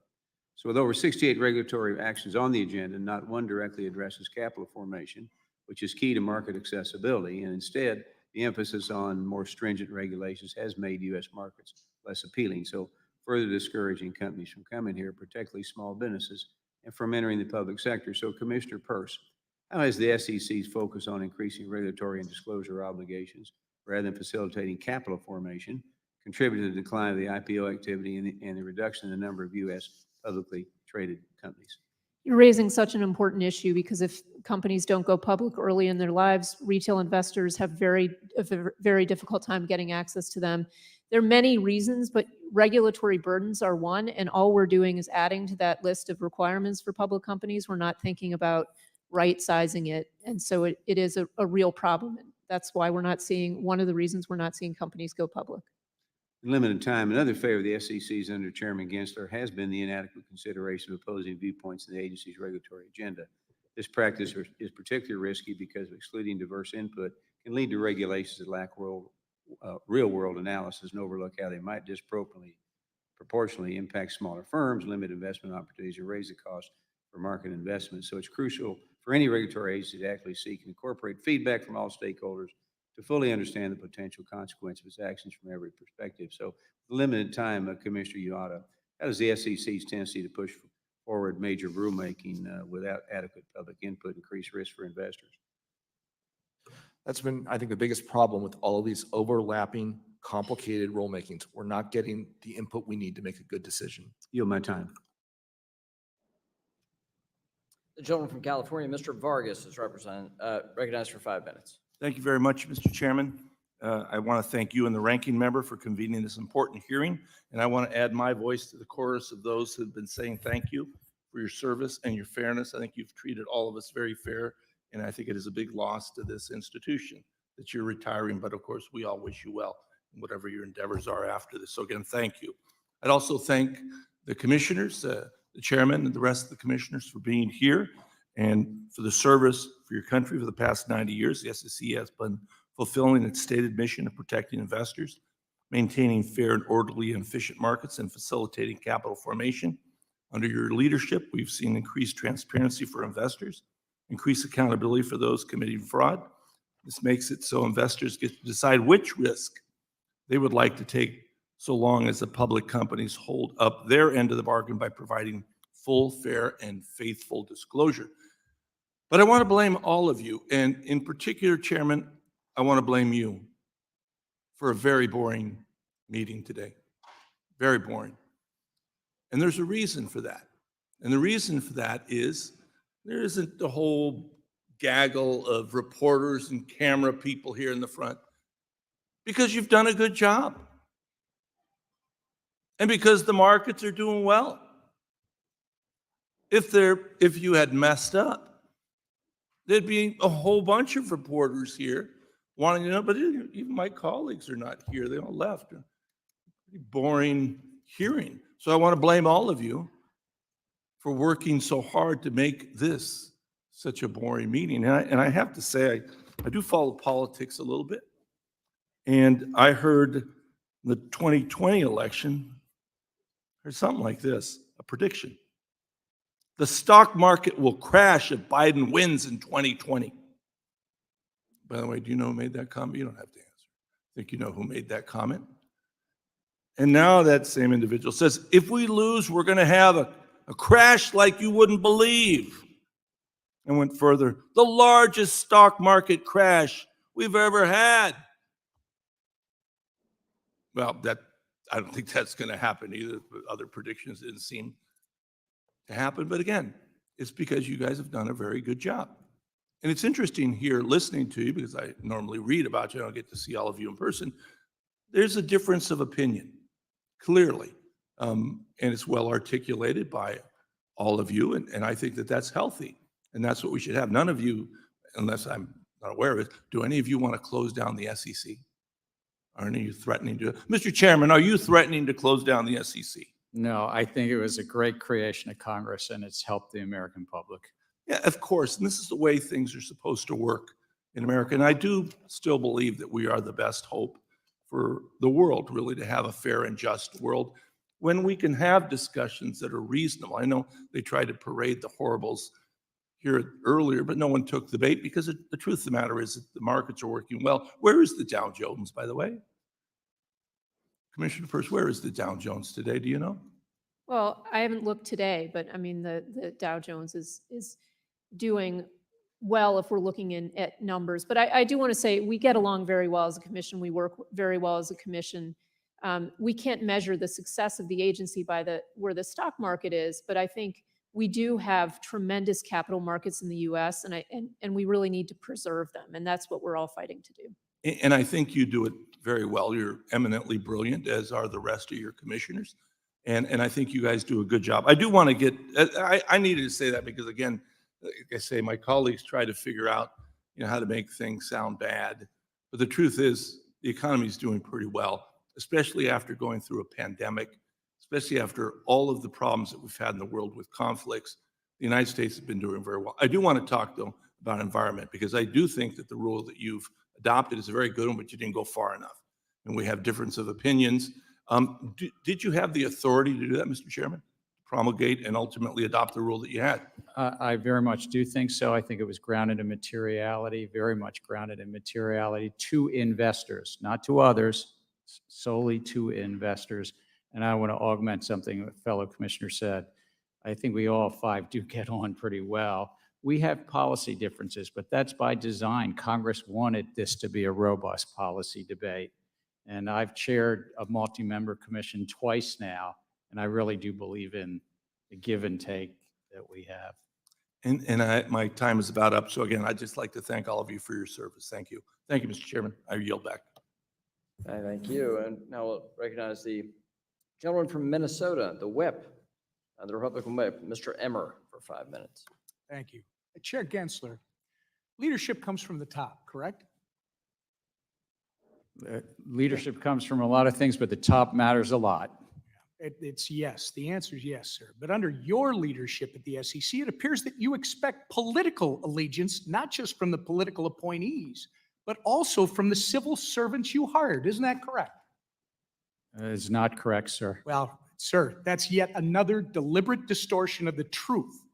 The House has obtained emails between you and your now Director of Training and Markets. He interviewed with you and then sent you a follow-up email reassuring you, sir, that he aligned with your political views. So that to me seems like you expect political allegiance from the people that you hire as civil servants at the SEC.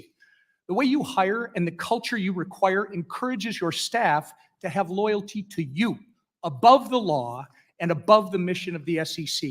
Which brings us to the debt box case in Utah, where your attorneys, who no doubt heard your anti-crypto rhetoric, which is not based in law, went out and deliberately lied to a court in order to effectuate the commands from their chair to prosecute crypto companies.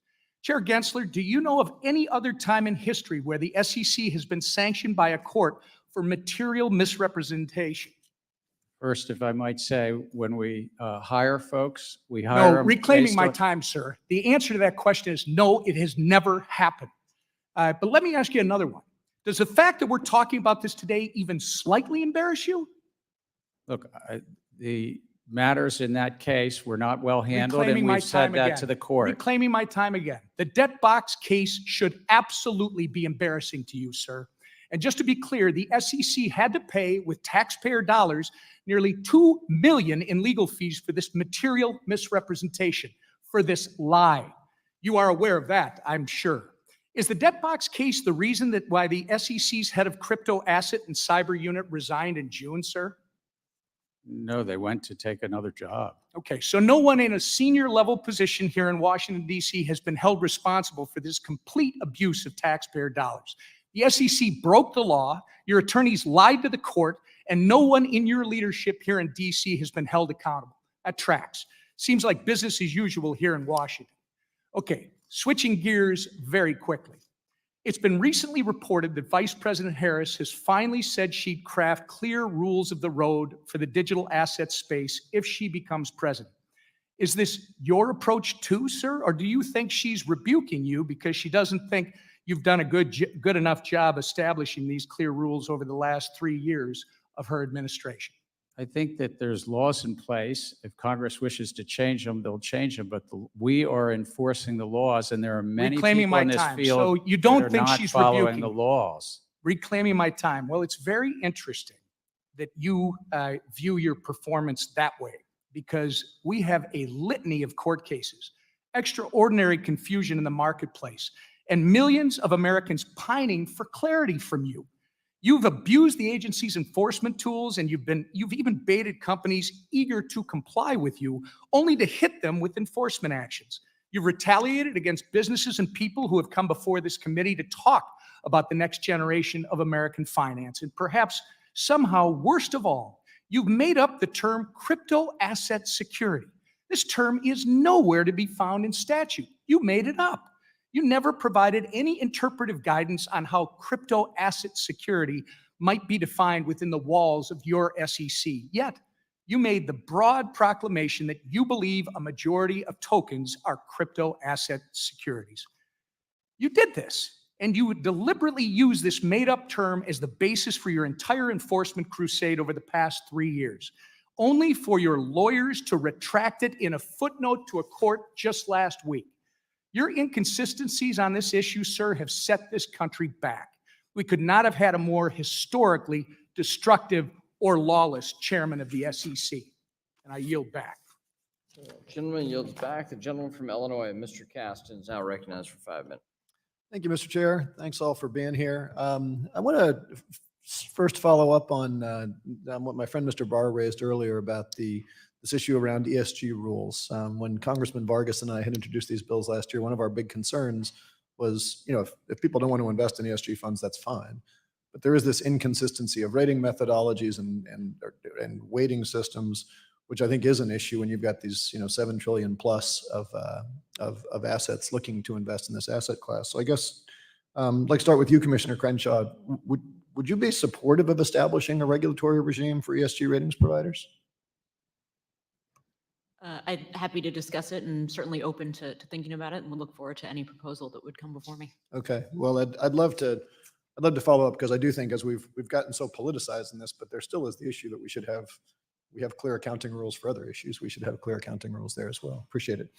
We'll follow up offline on that one.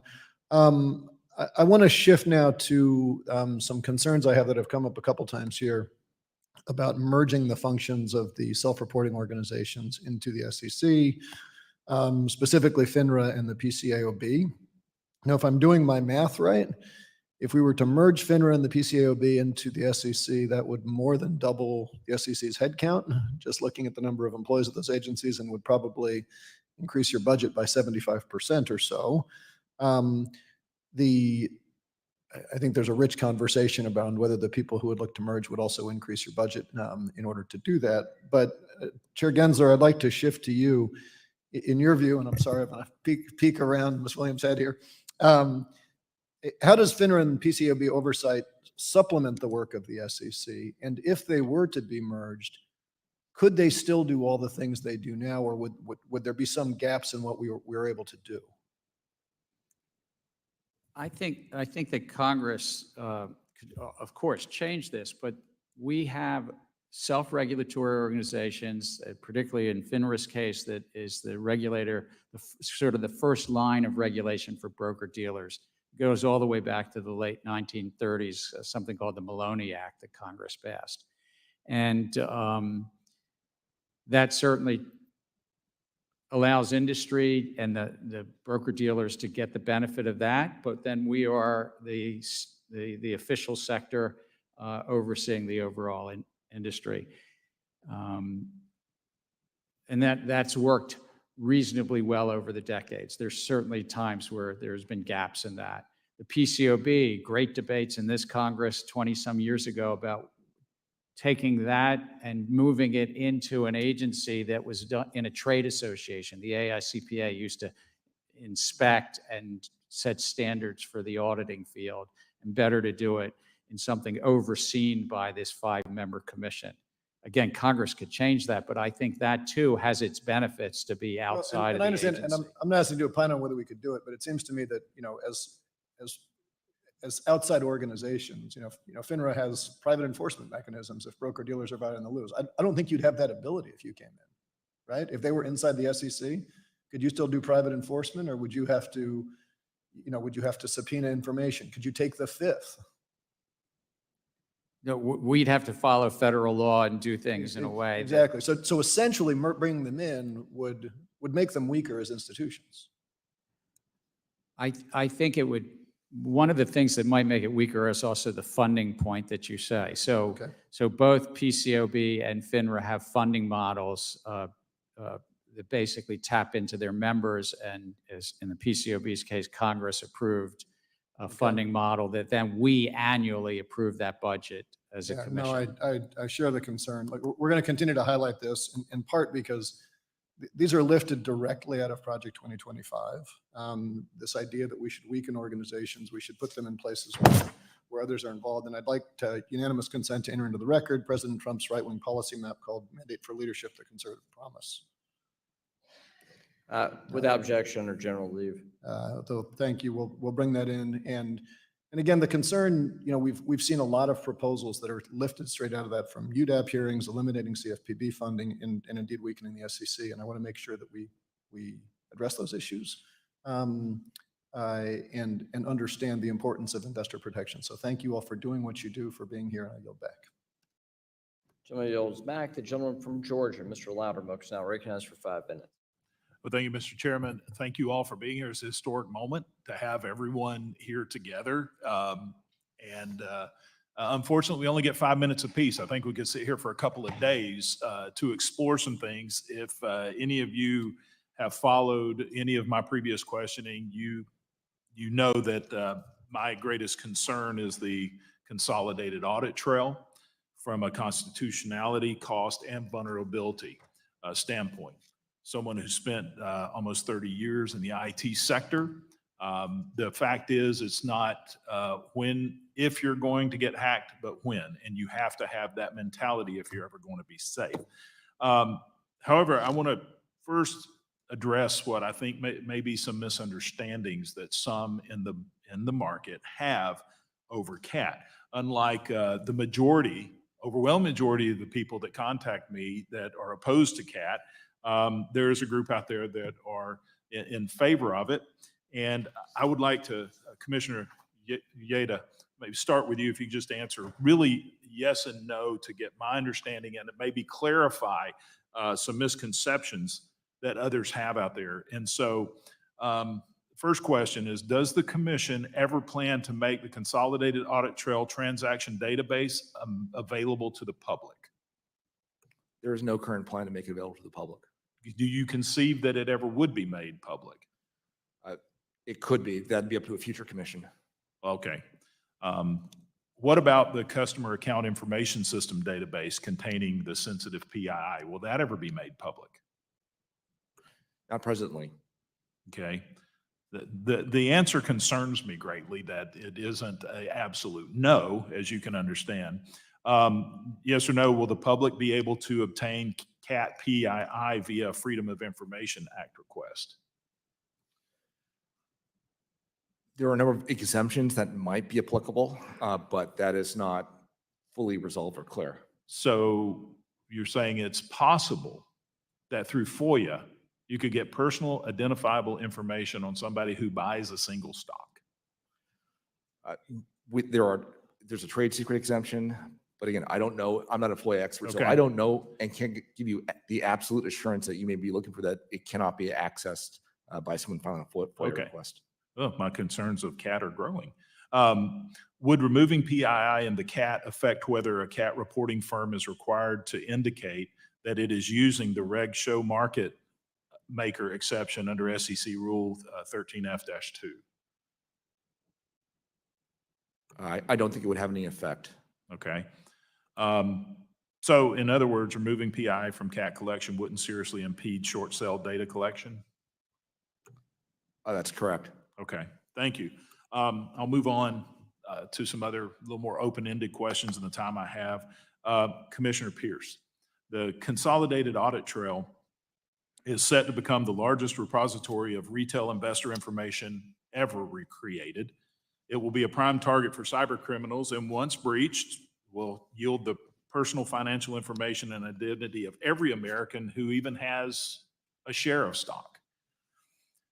Knowing that a breach of the CAT is a matter of when, not if, we still refuse to amend the CAT to remove retail investor PII. So in 2019, you stated that the information collected by the CAT will be so vast that it will be hard to protect from cyber criminals and state-sponsored hackers. Commissioner Pierce, have your concerns about the CAT changed at all? They've only grown because we have a data security amendment we proposed, but we haven't finalized. So I have even greater concerns than I had back then. Well, thank you. We share those concerns. Could the commission identify and stop market manipulation without CAT? We did it for many years without CAT, so yes. Okay. Do the beliefs of storing investor PII in a centralized system, even if encrypted, outweigh the risks? Absolutely. All right, thank you. Chairman Gensler, I want to ask you specifically about the personal identifiable information being collected under CAT. Do you share Commissioner Pierce's concern about the CAT's cyber vulnerabilities? I share the views, but I also want to say the answers to your first three questions were no, no, and no. We can't release that information under FOIA. Okay. There's earlier questions. Well, thank you for that. It doesn't relieve my concerns over CAT, but the fact that it may be considered being made public at some point. No. Because, and this is my concern, then you just open the door for the Chinese to log in. I see my time has expired, and thank you. I yield back. The gentlewoman from Texas, Ms. Garcia, is recognized for 5 minutes. Thank you, Mr. Chairman, and thank you to all the commissioners for being here. And Mr. Chair, it's good to see you again. And first, I want to thank you personally for all the ongoing dialogue that we've had with your office regarding language access and financial literacy. You know firsthand how fraudsters and bad actors target vulnerable communities, and that's what I'm going to talk about this morning. One way to combat fraud is to educate every American about how to safeguard their money and how to invest. This is especially important as invested in stocks has become so easy that it's as simple as a video game, it seems, because it's so accessible now through our phones. Chairman Gisler, as of today, are there fraud tutorials and consumer resources available in different languages other than English on your investor.gov? I believe that there are in Spanish and in English, but I have to confirm what other languages, but No, we you're could, correct. That's what I'm being told. I just wanted to confirm that. Okay. Are you working on adding other languages? I mean, we're such a diverse United States of America. I think I'd like to get back to you. Yes, I think we ought to try to do that, but it's also about resource constraints and the like. You're right.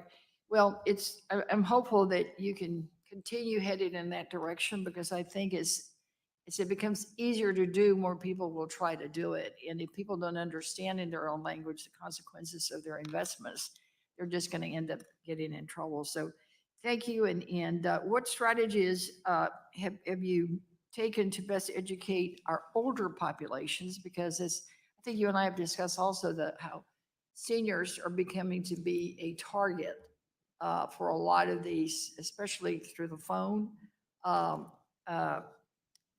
what I call scams.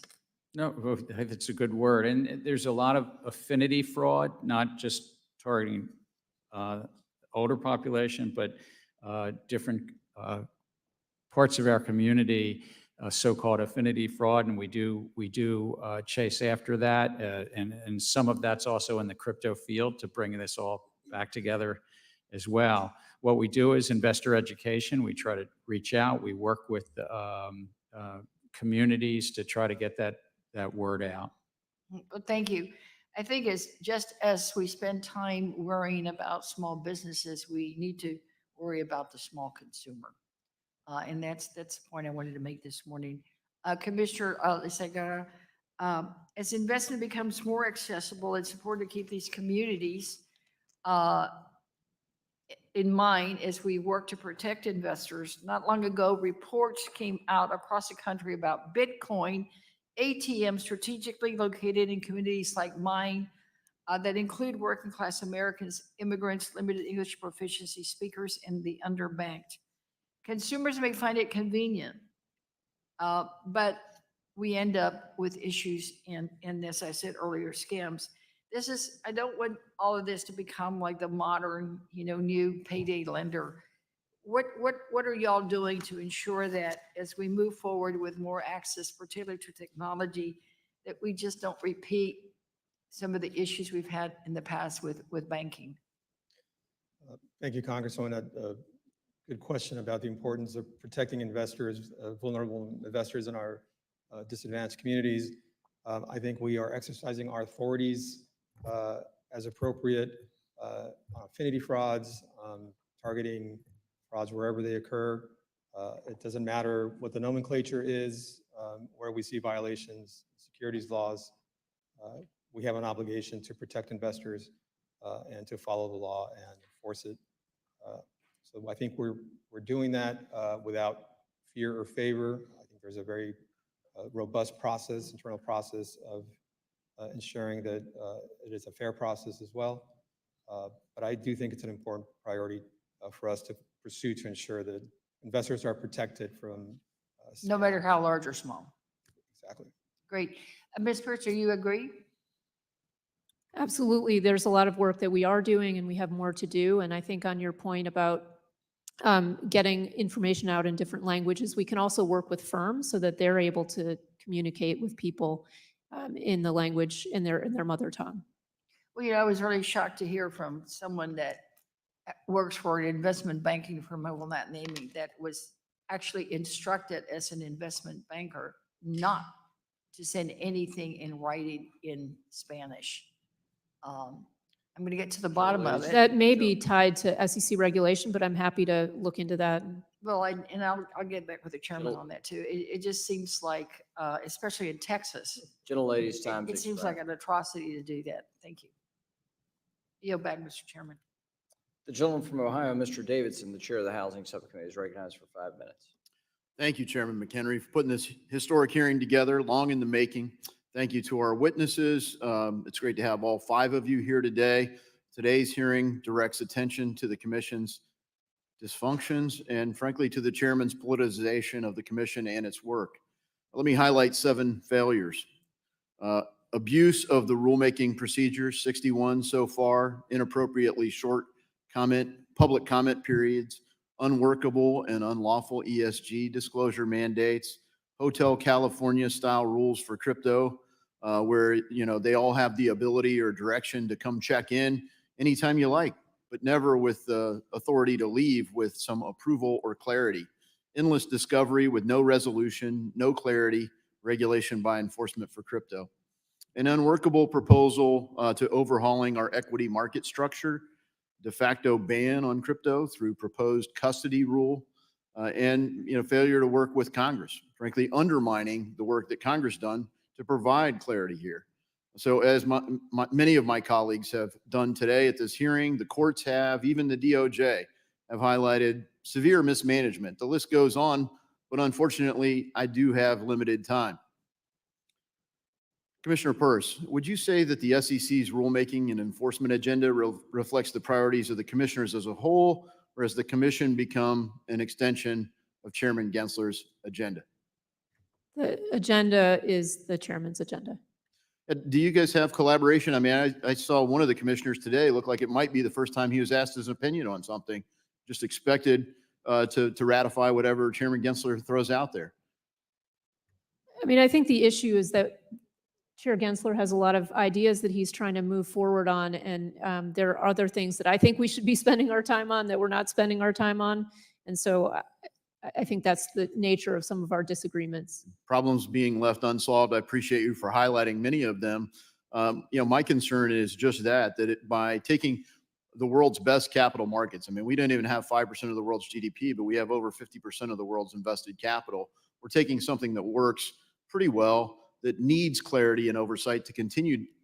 Instead, we're working with a declared war by Secretary Warren and other Gary Gensler allies to undermine our capital markets and some of the most innovative companies out there. For that reason, I proposed the SEC Stabilization Act as a structural reform to deal with our Gary Gensler problem, but also with the structural challenges at the SEC that highlight it can be exploited by bad actors. One of the areas that I want to highlight is special purpose broker dealers. Commissioner Peirce, do you believe that a special purpose broker dealer process could provide a first step towards broker dealers handling tokenized securities? I mean, at the time that it came out, I said it could be a baby step, but that was 4 years ago, and this baby's not walking yet. So I'm not as optimistic as I was back then. Yeah, I'm concerned as well, and it kind of creates a separate path where some of Chairman Gensler's friends and allies could get special permission and the rest of the market be excluded. For each commissioner, maybe we'll start down there with you, Mr. Ueda. Have you or any member of your staff been instructed by the SEC staff to direct or otherwise ask FINRA to avoid approving broker-dealer applications with crypto assets? No, I have not. Commissioner Peirce? No, but TM is, our Trading and Markets Division is the one that interacts with FINRA. So the issue is that there's a cultural, there's clear messaging from the SEC that we're not trying to move the crypto industry forward, and that's reflected in this as well. Thank you. Commissioner? No. No, and I think I might disagree a little bit with the clear messaging point from Commissioner Peirce on the clear direction. I think there's lots of rhetoric, and we can get down to brass tacks and look at ways to move forward. Well, Mr. Gensler, no surprise, many of us aren't fans of your approach to the job, but it does seem that you've abused your authority, and you seem to kind of gloat as candidate Harris decides that she wants to pivot on crypto and say, no, you can trust us. We're going to be okay on this. It seems like you're gloating. I'm still here. I'm not going anywhere. The war on crypto goes on. So as you highlighted, you meet with the chairman of the Federal Reserve regularly. Do you guys discuss things like Operation Choke Point 2.0, the way to block and restrict market certainty for crypto affiliated firms? I've never heard that term, and I'd also want to say half of the rules that we've adopted, 42 rules, half of them have actually been bipartisan. Some of the work's been good, but a lot of it's been bad. Last question, Commissioner Ueda. What would it take to allow distributed ledger to be the official record of ownership for tokenized securities? If you could respond in writing, that'd be good, because my limited time has expired. I yield. Gentleman yields. We'll now go to the gentleman from New York, Mr. Torres, for 5 minutes. Thank you, Mr. Chair. Mr. Gensler, suppose I were to sell you a Yankee ticket and tell you that the Yankee ticket could appreciate in value and could be resold at a profit in the secondary market. And as is the case with all sports tickets, suppose the proceeds from the sale of the Yankee ticket goes toward paying for the Yankee game. By selling you the Yankee ticket, am I entering into an investment contract with you and therefore conducting an unregistered security offering? I appreciate the question. I don't know all the facts and circumstances, but I don't think so. I know where we're headed here, Representative, but I don't think so in that Yankee. So a Yankee ticket is not, and why is the Yankee ticket not a security? Well, it's really a question, and the courts have been clear on this, is the offer and sale. Specifically with a Yankee ticket, though, when you're buying a Yankee ticket, what are you purchasing? You're buying access to a Yankee game. Is that fair to say? I understand. It's been a while since I went to a Yankee game, but Fair enough. that's. You're welcome to a Yankee game. I used to live in New York, and my three Fair daughters were all born in New York. So in the Stoner Cats case, the creators were selling an NFT that offered access to an animated web series. From the standpoint of federal securities law, is there a legal difference between buying a Yankee ticket that offers you the experience of a Yankee game and buying an NFT that offers you the experience of an animated web series? Again, I don't want to comment on any one specific. Well, it was a settlement, it's a fait accompli. It's not an ongoing litigation. You can comment on it. But it's about how is something offered and sold. Is it offered and sold as an investment contract? Or are individuals looking to a common enterprise anticipating profits based on the Well, efforts I'm of familiar with others? the definition, and you're avoiding the question. See, here's the danger I see with the Gensler theory of investment contracts. It's Right, actually the Supreme Court's let me- theory of Well, investment. your idiosyncratic interpretation of the Supreme Court's theory. The expectation or promise that an object could appreciate in value or that an object could be sold at a profit in the secondary market, that expectation or profit could be retrospectively attributed to just about any collectible or any consumer good or any piece of art or any piece of music. The trouble with the Gensler theory of investment contracts is that it's so open-ended that it lacks anything resembling a limiting principle. It blurs the line between collectible and security, between art and security. Ms. Crenshaw, does requiring artists and musicians to register art and music with the Securities and Exchange Commission raise a First Amendment concern? I'm not a First Amendment expert, but I would think the only thing that have to be registered with the Securities and Exchange Commission are securities. And so that's what I would look to determine whether they have to register with us. Now, in the Stoner Cats case, the SEC not only prohibited the creators from selling NFTs, the SEC ordered the creators to destroy the NFTs. Does the destruction of artistic expression by government fiat raise a First Amendment concern? Again, You're not a First Amendment expert? I'm not a First Amendment expert. Do you need to be? Do you think artistic expression is protected under the First Amendment? Do you need to be a First Amendment expert to answer that question? I think the ins and outs of First Amendment law are actually very nuanced, so I would not want to opine. Do you on think the SEC has an obligation under the First Amendment to take care not to have a chilling effect on artistic expression on the blockchain? I think we can work together to advance the interests of the industry. And I think our markets are the highlight of the world because of the laws that have been in place for 90 years. You're not answering my question. In a September 12th court filing, the SEC had to apologize for using a term it invented out of thin air, digital asset security. The fictional term digital asset security perpetuates the false narrative that digital assets in themselves are securities. In the Howey case, as you know, Mr. Gensler, the Supreme Court never held that orange groves in themselves were securities. The Supreme Court held that orange groves can be part of investment contracts, which are securities.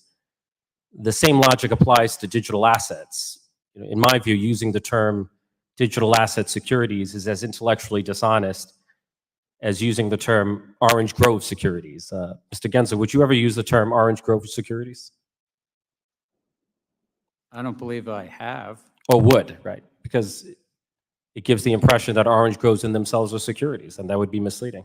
I see my time has expired. Gentleman from Tennessee, Mr. Rose, is recognized for 5 minutes. Thank you, Chairman McHenry, and thank you, Ranking Member Waters, for holding this hearing, and thank you to our witnesses. It's a pleasure and rare honor to have you all here together. Chair Gensler, earlier this year, the Securities and Exchange Commission suspended the Consolidated Audit Trail, or CAT fee, filings to allow for public comment and to evaluate compliance with Exchange Act requirements. To circumvent this suspension, the exchanges withdrew those filings and submitted identical filings in August.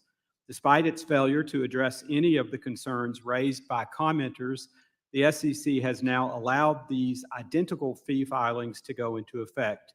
Chair Gensler, can you identify any changes made in the August fee filings that addressed concerns raised by commenters or improved compliance with the Exchange Act requirements? I could have staff get back to you, but if I recall, there were changes in those filings. But Chairman Gensler, the truth is that the fee filings are identical.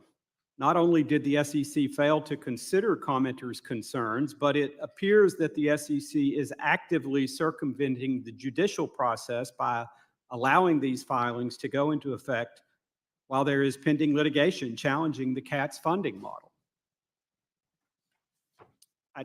Last week during the Digital Asset Subcommittee hearing, former SEC Commissioner and Chief Legal Officer at Robinhood, Dan Gallagher, testified about the lack of a workable process for crypto platforms to register with the SEC. Chair Gensler, are firms that receive approval to operate as a special purpose broker-dealer, or SPVD, able to custody digital asset securities that have not been previously registered with the SEC or received an exemption? Yes or no?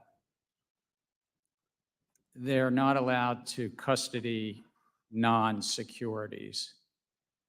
It was reported in May of this year that Prometheum had soft launched its Ether custody service.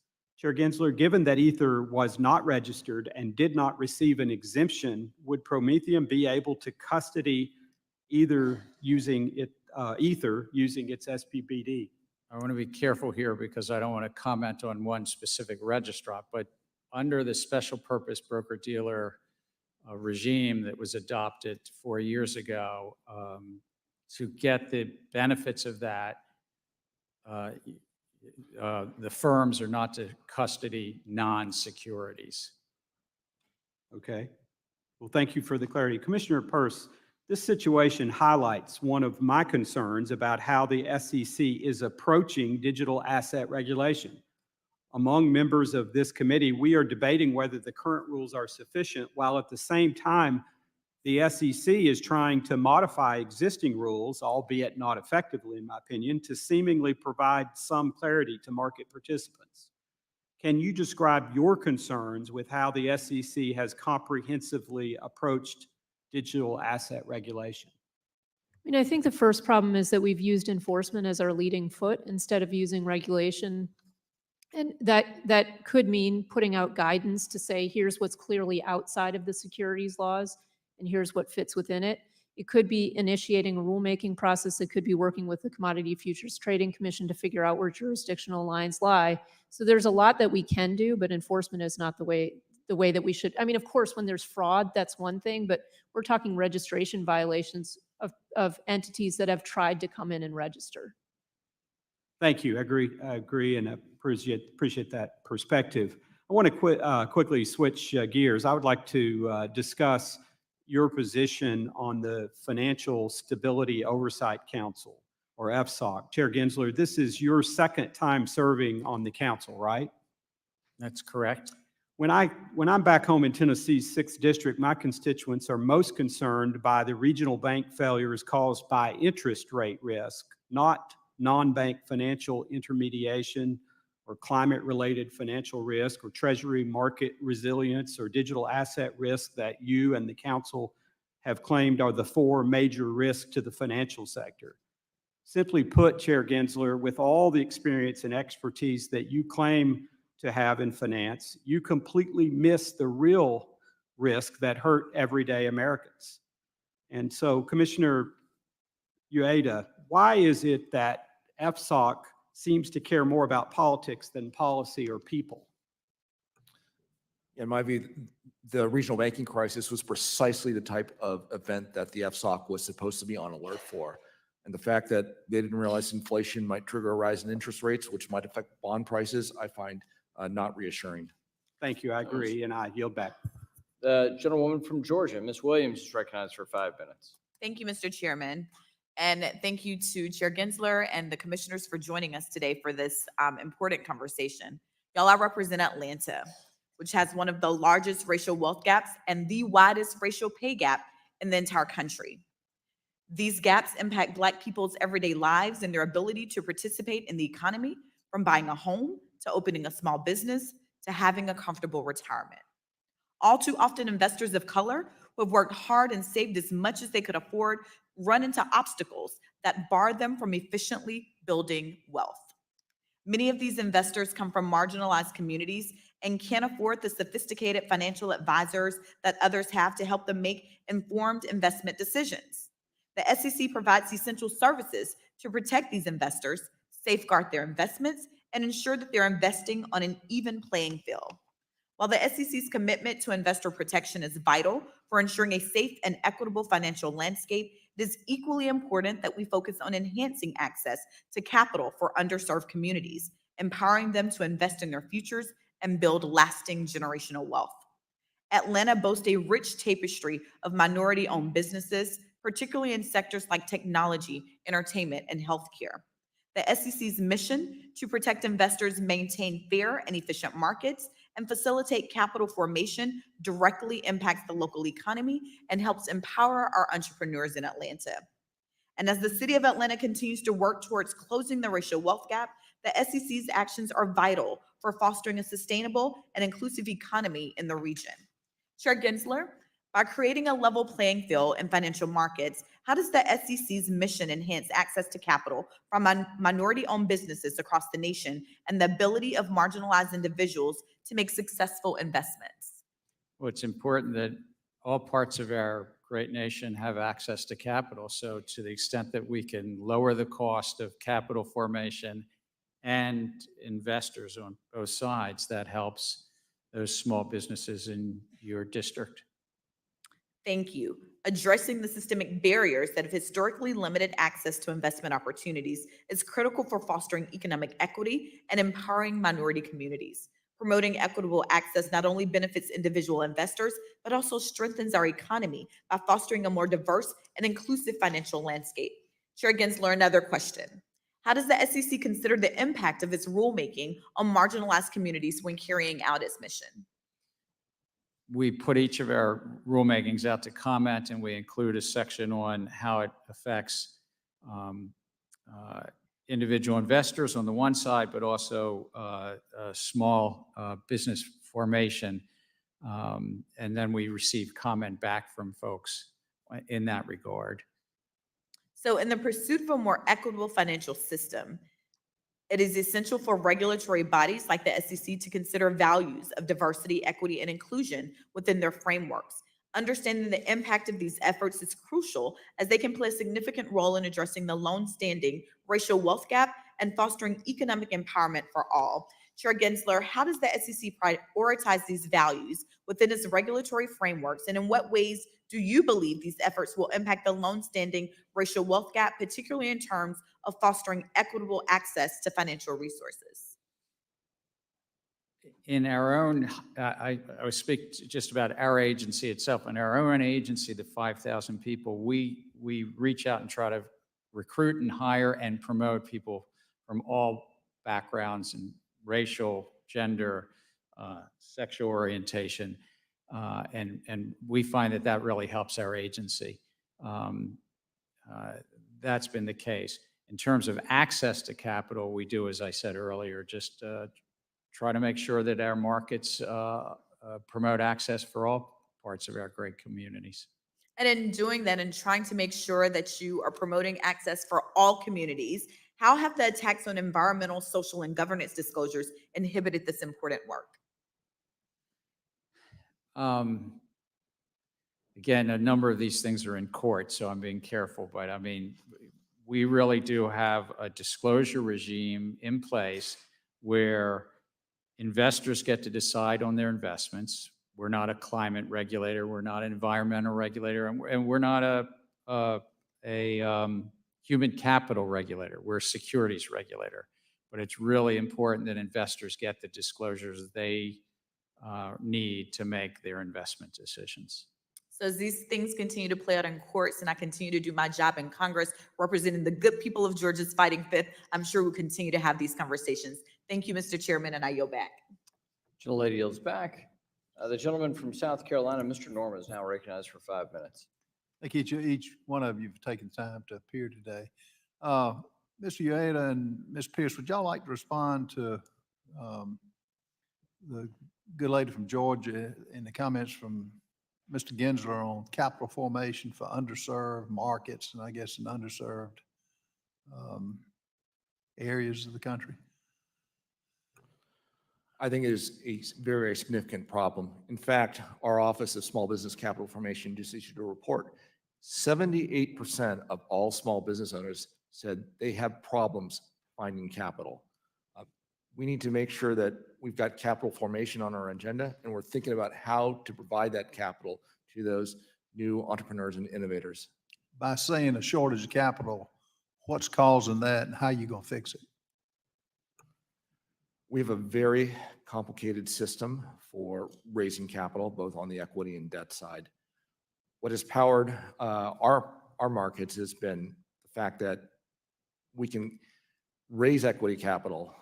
However, there are a lot of traps for the unwary and footfalls in our complicated capital raising system. We do not, you should have a system where there's $1,000 an hour lawyers that you need to consult before you can raise, say, $1.5 million in equity capital. That's outrageous. How do you fix that? How can we nix that? Well, we can simplify a lot of things. We have a very basic rule, which is when raising money, don't lie, cheat, or steal. For many of these small offerings, I think that's the only rule you need. How you enforce that? We have an enforcement division, and we routinely take enforcement actions against those who misappropriate funds in a securities offering, or who lie about their financial status, or who have false and misleading projections. But how do you curb back the $1,000 per hour lawyers to cut that out? That's not making a loan. That's not making capital available. Now, I guess they've got the expertise, but that's one good example of a cure that needs to be found. Yeah, it's simplifying our rule book to make it very easy for a knowledgeable, well-intended entrepreneur to be able to follow the rule without having to hire the $1,000 an hour lawyer. Ms. Pierce, do you have any comment? Yeah, I mean, I think there are a couple concrete proposals in addition to the simplification. We could work on finders regulations. We could work on a micro offering exemption, which would be just a pared back. You can raise $500,000 with no strings attached, except for don't lie, cheat, or steal. And we could work on expanding the accredited investor definition so that it doesn't turn only on how wealthy you are, which I think has been a real problem for people who don't have a lot of rich friends. They can't find someone to invest. And so there are other ways we could expand the accredited investor definition. You may want to follow that, don't lie, cheat, or steal for Congress too, which is kind of a tall order. Mr. Gensler, I was just looking over, some of the statistics. The first 30 months of your tenure, you proposed 52 new rules. By contrast, Chairs Clayton and White proposed 35 and 28 new rules over the same period. Less than a fifth of the proposals are tied to any statute or any type mandate. Can you address this? I can get specific, more specific if you need me to. No, that's good. I mean, we've adopted 42 rules. I think Chair Clayton did about 60 or 65 in his 4 years. So, but I'm talking about the 30 months. I'm talking about the 30 months. No, I understand, but I think that it's really important that we have had success updating our rules around corporate governance, that insiders now, if they want to sell their securities, have to wait 3 months and have a plan in place so that they're not trading on inside information. I think it's really important that we updated our rules to, if you sell your securities on a Monday, you get your cash on a Tuesday. You don't have to wait 2 days. I think it's important that we updated our rules, that you get a privacy notice if your broker dealer or investment advisor gets hacked and your PII is stolen, that for the first time we'll have a federal standard that investors get that information. I'm very proud of the record that what we've accomplished. Chairman McHenry mentioned, letters have been sent from this committee and others, a lot of letters. And particularly on the SEC proposal on the PDAs, the predictive data analytics. We've yet to hear an answer back about how is that protecting the investor? And I've got 4 seconds, but. I think it does, because there can be an inherent conflict. You need to put the investor ahead of the investment advisor and not the other way around. Thank you. Yield back. Gentleman from North Carolina, Mr. Nichols, now recognized for 5 minutes. Thank you, Mr. Chairman. Thank you for our witnesses. Chair Gensler, to you, your open hostility towards digital assets is hurting consumers and setting the U.S. behind the rest of the world. It's also hurting the Biden-Harris administration. You've single-handedly undermined the administration on Web3 issues with your war on digital assets. There's a very strong progressive case for digital assets and blockchain technology, a technology that is bringing down costs for my constituents. This year, crypto policy has received strong bipartisan support, with 71 Democrats joining Republicans in support of FIT 21, our digital asset market structure bill. Unfortunately, you haven't received our message.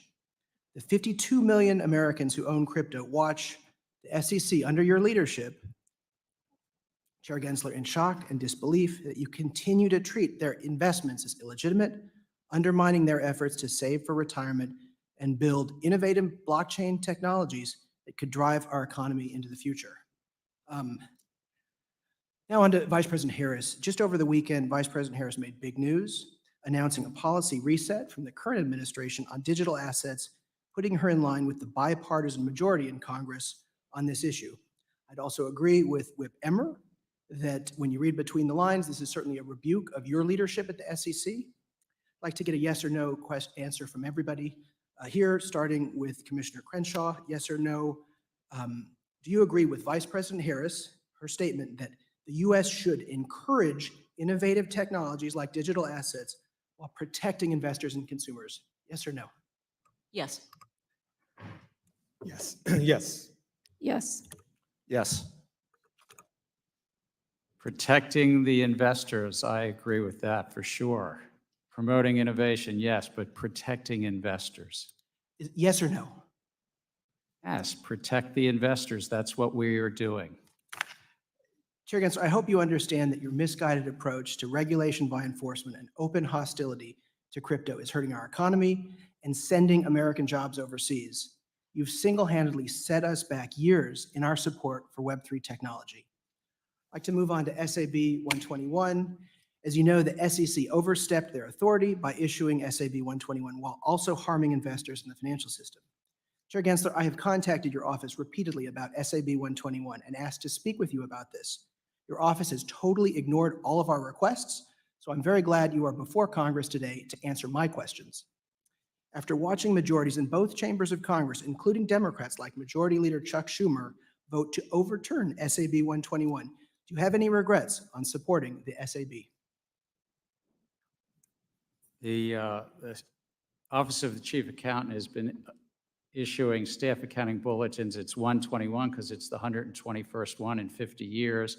Public companies were asking questions about how to account for crypto and is it a liability? And what we found is bankruptcy after bankruptcy, and FTX and Terraform and Celsius and Voyager, bankruptcy court after bankruptcy court has said it's a liability of the company. So I think the accounting that the staff bulletin put out helped public companies understand that. Thank you. The Government Accountability, a nonpartisan independent agency, was very clear. You lost. The SEC was wrong to skirt around Congress by issuing SAB 121.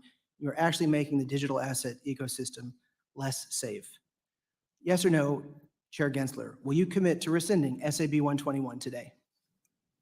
No, it's good accounting bulletin that's out there. And if somebody comes in and works with the Office of Chief Accountant in a consultative matter where it is bankruptcy remote, and a number of banks and broker dealers have done this, where if they're holding the customer funds and it truly is the customers, it's truly the remote from bankruptcy. Reclaiming my time since that it's it's not a limited here, Chair liability. Gensler. Yes or no, do you believe that the one purpose of a SAB is to provide all market participants with the same information to level the playing field? Yes or no? There's been 120 of them. It helps the public companies. It's just speaking to public companies on how to account for emerging issues. Instead of recognizing your failure and rescinding the guidance, the OCA has worked with certain banks to remedy the issue behind closed doors. Do you believe this opaque process really levels the playing field for all market participants? Is this process as clear and transparent as possible? I do not believe so. Do you? It's a consultation process that has existed for years where accountants and the public companies can come in and say, we're going to treat this in this circumstance as off balance sheet. Do you object to anything there? And these banks and broker dealers have shown how it would be bankruptcy remote, off balance sheet. Different rules for different folks, right? It's actually same rules for different My folks. time has expired. I yield back.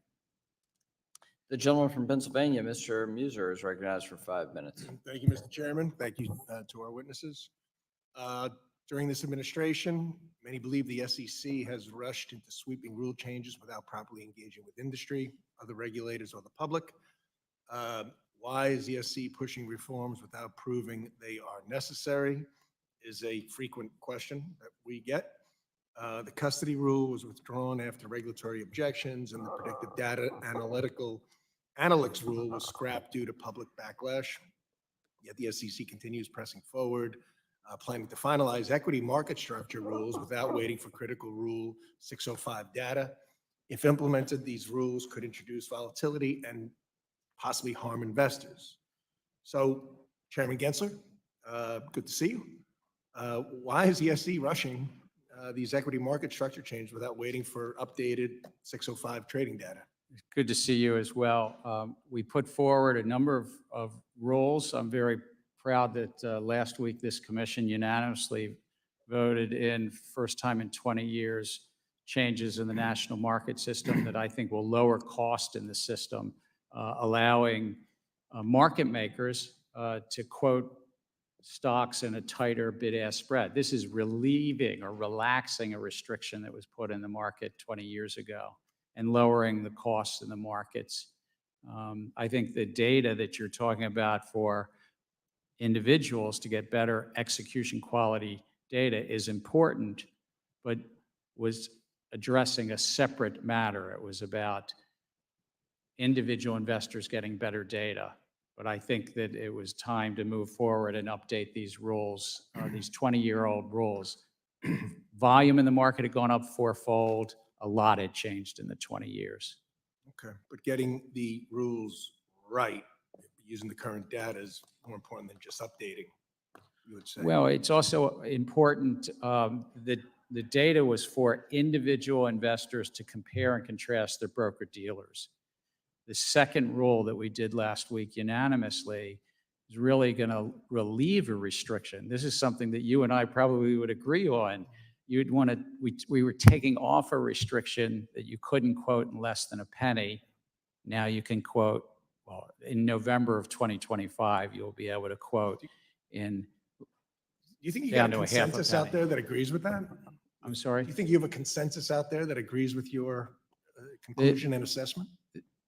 On last week's update of the national market system, there was a broad, we got over 5,000 comments, but we had very significant support on relieving this restriction and allowing for lower bid-ask spread, and then even lowering the fees on the field. I took note even after we voted, I saw something from the Managed Funds Association, the trade association representing hedge funds, that supported what we did last week. Thank you, Chairman. Commissioner Peirce, do you believe the SEC has addressed the industry and public concerns over the equity market structure rules, especially given some of the lack of the updated data from the 605 market data? I mean, I think the point that you're making is a really important one. I did support last week's rule because I think it's a net beneficial rule, but one of the things that I wanted us to do is to build into that a way to go back and make sure it's doing what we intended and not having adverse effects. But we proposed a whole set of equity market structure rules that will remake the markets if we go forward with them. And what people have been telling us is you need to slow down. Our markets work quite well. And so if you're going to make a change, take a breath, get the data you need, get the public input you need, have the roundtables you need, and then move forward. And so I do worry that we're rushing forward with equity market structure changes. Good. And the volume pricing rule, does it solve a market problem that exists? I mean, as I pointed out when we proposed that, there's volume pricing in lots of different parts of our markets, and we don't have problems with it in other parts of our market. So it's not strange to see volume prices in our equity markets. All right, thank you. Commissioner Ueda, do you believe the SEC's approach to finalize these rules properly balances the market stability with investor confidence? Well, some of the rules I have supported, but in part because there's been robust comment. In fact, some of them go back to initiatives under the Trump administration. For instance, T+1, that was something that under the Trump administration, they suggested we look at moving faster when we went to T+2. Treasury clearing under Secretary Mnuchin, he also broached that idea as a Thank you. I'm recommendation. out of time. Thank you, Chairman. I yield back. We'll now recognize the gentleman from Texas, Mr. Green, for 5 minutes. Thank you, Mr. Chairman. I thank the ranking member and would have the record reflect that I associate myself with the comments of the ranking member. Mr. Gensler, welcome back. You were here about a year ago, and at that time we were on the brink of a shutdown. Within days, we could have a similar thing to occur if we don't act. My question to you, hopefully it will enlighten a good many people and help us better understand why shutdowns are adverse to the best interests of investors. My question is this: how does this, if there is a shutdown, how will it impact your staffing, the people that have a hands-on experience with helping investors? How will this impact your ability to protect investors? We would be in shutdown mode. I think it's only about 6 or 7% of our staff would be allowed to come in. 93% would not. So we wouldn't be overseeing the capital markets during that period of time. And if somebody was making filings to go public or to register a security, we wouldn't have people to answer their questions. Well, that's of concern to me. Let me address another concern. What about the businesses that connect to you in some way? How will it impact them? Well, it would impact any business that was seeking to go public or raise money, file registration statements. It would affect anybody who was coming in with a tip complaint referral and said that they have a problem, that somebody is, what were the words that Commissioner Ueda said, lying or cheating or stealing something from them. We've had shutdowns in the past. I mean, we get through them, but then there's a backlog also after that happens that we have to catch up and really help all those businesses and market participants and investors out. Could this impact the direction of the market itself? I think it puts uncertainty into the market, and what the market does with that. Sometimes I'm in a role in a job that I'm not to predict markets, but it would put some uncertainty into the market. Well, let's move to another question. You have been accused of being a climate regulator. I think you should have an opportunity to explain why you are not a climate regulator. We're not in the law and we're not in practice. Congress has set us up as a securities regulator. But in practice, what we found is that literally the majority of the top 1,000 public companies today put out some disclosures around their climate risks. Some 60%, in fact, put out disclosures around greenhouse gas. And investors, we find it material to their decision-making about investments. And so we put out a rule to notice and comment.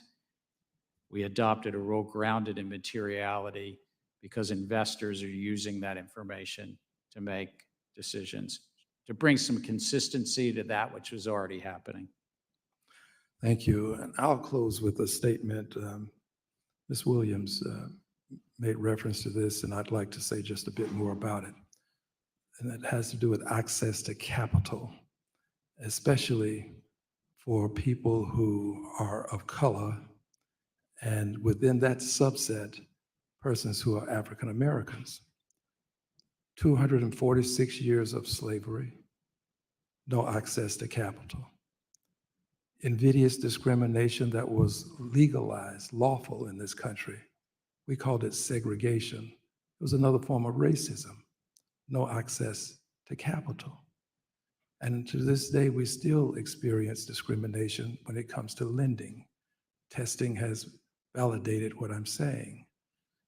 Closing the wealth gap will require more than having a methodology by which we impact all small businesses. There has to be something for the small businesses that have a legacy associated with invidious discrimination over centuries in this country. And I would also add this, women have to be treated in a special way as well. Thank you. The gentleman from Wisconsin, Mr. Stiles, recognized for 5 minutes. Thank you very much. Commissioner Ueda, I'd like to get your thoughts on the SEC's. If the gentleman will yield, I recognize the gentleman from Wisconsin, Mr. Stile. Sorry, wrong Mr. Fitzgerald. Yeah, wrong guy. I yield back. Yeah, the other Wisconsin guy. You can never have enough people from Wisconsin in the room. Let's make sure the record's clear. The answer is yes, you can. Gentleman's recognized for 5 minutes. Thank you very much, Mr. Chairman. In 2020, Securities and Exchange Commission finalized rules governing proxy advisors under Chairman Clayton. These rules came from years of consultation and analysis. I supported the 2020 rules. It worked to really rein in powerful proxy advisors, in particular, the duopoly of ISS and Glass Lewis. I was frustrated when the Securities and Exchange Commission then effectively ripped up those rules, said they weren't going to enforce it, and began the process anew. Out of the gates, start with you, Commissioner Peirce, if I can. Do you believe that proxy advisors offer market-moving advice? I think we see that often the, people start voting as soon as their recommendations come in. So you view it as market-moving advice? It's certainly vote moving, yes. Vote-moving advice. Commissioner Ueda, would you agree with that assessment? I would agree. They are highly influential in how a fair number of asset managers vote. Chairman Gensler, would you agree that they offer market-moving advice or vote-moving advice, the proxy advisors? They influence voting, yes. So they influence voting. We had a rule that was put in place. I'll go to you, Commissioner Peirce. Was there material information that came to light that would have supported the decision to effectively gut out Chairman Clayton's proxy advisor rule? As I said at the time, I think it was basically a political U-turn. And what does that U-turn tell investors? What does it tell the market? It was unfortunate because, as you said, we had done a lot of work to get to the point where we had some rules in place, and then they got changed. And so I think it was very disappointing for the market to see their regulator working that way. And whose decision was it to make that U-turn? Well, it was not mine. It was the majority of the commission that voted for it. And so, Chairman or Commissioner Ueda, would you agree with that assessment that the decision was made by the majority? Or was it? I wasn't on the commission at the time, but I can tell you, as someone who has been with the SEC since 2006, I've spent a dozen plus years up before 2020 working on this with my fellow colleagues who are employed there. And this has been a very, very difficult process. And then after that thought I was on detailed Senate Bank at the time, it was unusual to see a flip that quickly. And it was even more unusual to see a 30-day comment period that I think started right around Thanksgiving and ended on Christmas. I'd ask for public comment on the flip. I share the frustration. I would urge all the commissioners to review the legislation that I drafted that was just passed as part of a larger package on the House floor to really rein in the duopoly in the proxy advisor market, because I think it can work to distort our markets and lower trust and confidence in our markets when you see this type of a concentration that's not being properly regulated by the SEC. Continue with you if I can, Mr. Ueda. Staff Legal Bulletin 14L really changed the calculus for excluding non-germane or duplicative shareholder proposals. Who's deciding to grant no action letters, and whose judgment are we relying on to evaluate and implement Staff Legal Bulletin 14L? The decision is solely by the SEC staff, which reports up to the chairman. And how would that come before you or other commissioners, or can it once it's decided at the staff level? From a practical standpoint, it does not. There is a small process the staff could recommend the commission approve or disapprove, but in my entire 18 years at the commission, I've never seen that done. So you've never seen it done, so it's always been implemented at the staff level. And so when we look at Staff Legal Bulletin 14L, it can have a very significant impact, because once that the staff is implementing that staff legal bulletin, then it never comes before the full commission. That's correct. Okay. One final question here, cognizant of my time, Commissioner Ueda. In response to the proposed rule regarding safeguarding of advisor client assets, you explained it would create a no-win scenario for crypto assets. It's my understanding that several of the proposals create no-win scenarios for digital asset ecosystems. In 20 seconds, can you elaborate on that? I'm sorry. Whether or not the proposed rule regarding safeguarding of advisory client assets creates a no-win scenario for crypto. I think it potentially does, and this is something that we need to think about before we move further. I thank you all for being here, Mr. Chairman. I yield back. Someone does in fact yield back. We thank you. We'll now recognize the gentlewoman from Michigan, Ms. Tlaib, for 5 minutes. Thank you, Mr. Chair. Chair Gensler, I was looking, is like from 2010 to 2019, companies spent what, $6.3 trillion on stock buybacks. Is that a lot? Well, Like compared to, I'm not in the industry, is that a lot for compared? where I come from in Baltimore, when you're talking trillions, it's always a lot. But over 10 years. My staff made sure to say that's with a capital like T. Yeah. But over 10 years, I think you said $600 billion a year, Mm-hmm. given that we have a $50 trillion equity stock market. Mm-hmm. The numbers sound about right. Mm-hmm. Is it true that the average corporate executive receives a larger share of their compensation in actually stock awards and stock options more than even their salary? I believe that to be correct. Yeah, I think one study showed that the average executive receives nearly 27.3% of their total compensations in salary, but 4.3% in bonuses, but then 30.6% in stock awards, and about 12.6% in options.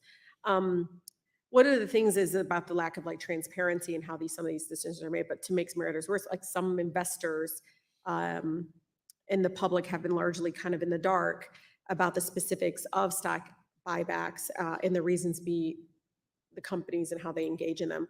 Given all this, I was really pleased to see last year that the SEC finalized an important rule bringing much needed disclosures, as you know, and transparency to very, very, again, very murky practice of stock buybacks. We know, unfortunately, the Fifth Circuit struck it down. So, Chair, do you have any commitment that you can share of whether or not you're going to be reproposing the stock buyback rule? I thought it was an important rule and then Yeah. voted for its adoption. The Fifth Circuit saw it differently. We took it back to reconsider. It's still on our unified agenda as part of our agenda. We'd have to propose a new Do you have a rule. timeline, I don't have a timeline for you. like in a year? Oh, well, I would hope, again, elections have consequences, so. I know. But if I'm here and so forth, I think this is an important rule. I think it's important to have greater transparency. Mhm. And that where we had adopted was once a quarter, the companies would provide greater transparency on the shares they bought in the prior quarter. Is this a true statement that not all stock buybacks are legal? Stock buybacks can't be used to evade security laws, for instance. I can think of hypotheticals where you could try to do a stock buyback that evaded securities laws, Yeah. but I would What- hope that everybody does them legally. They won't unless you force them, Chair. Come on. So if anything, is the SEC doing anything to ensure public companies' stock buybacks practices are not violating current law? We're a cop on the beat. It's part of what we do. We have robust enforcement. If any of your constituents or anybody has information or belief if somebody's doing buybacks that are illegal, bring it to our attention. So, Chair, you know this, my favorite section of Dodd-Frank lately has been Section 956. And it's been about, what, 13 years? And we're still waiting for regulators to finalize this rule preventing compensation packages that encourage excessive risk-taking. And, it impacts our small businesses recently and others when we, again, don't move forward on what the legislative intent is. And so several regulators recently proposed a June 26th, I think it was 2016 version of the rule, but not all the agencies joined, as you probably know. At its discretion, SEC sometimes performs an economic analysis or cost-benefit analysis for this is to Commissioner Lazaro, is that what I'm saying? Yeah, say it for me, please. Lizarga. Lazari, do you need all other regulators on board before conducting such an analysis? So basically, this is one thing that SEC, maybe Chair can help you, can perform what they call economic analysis on certain rules and cost benefit. That is a function performed by our Division of Economic and Risk Analysis.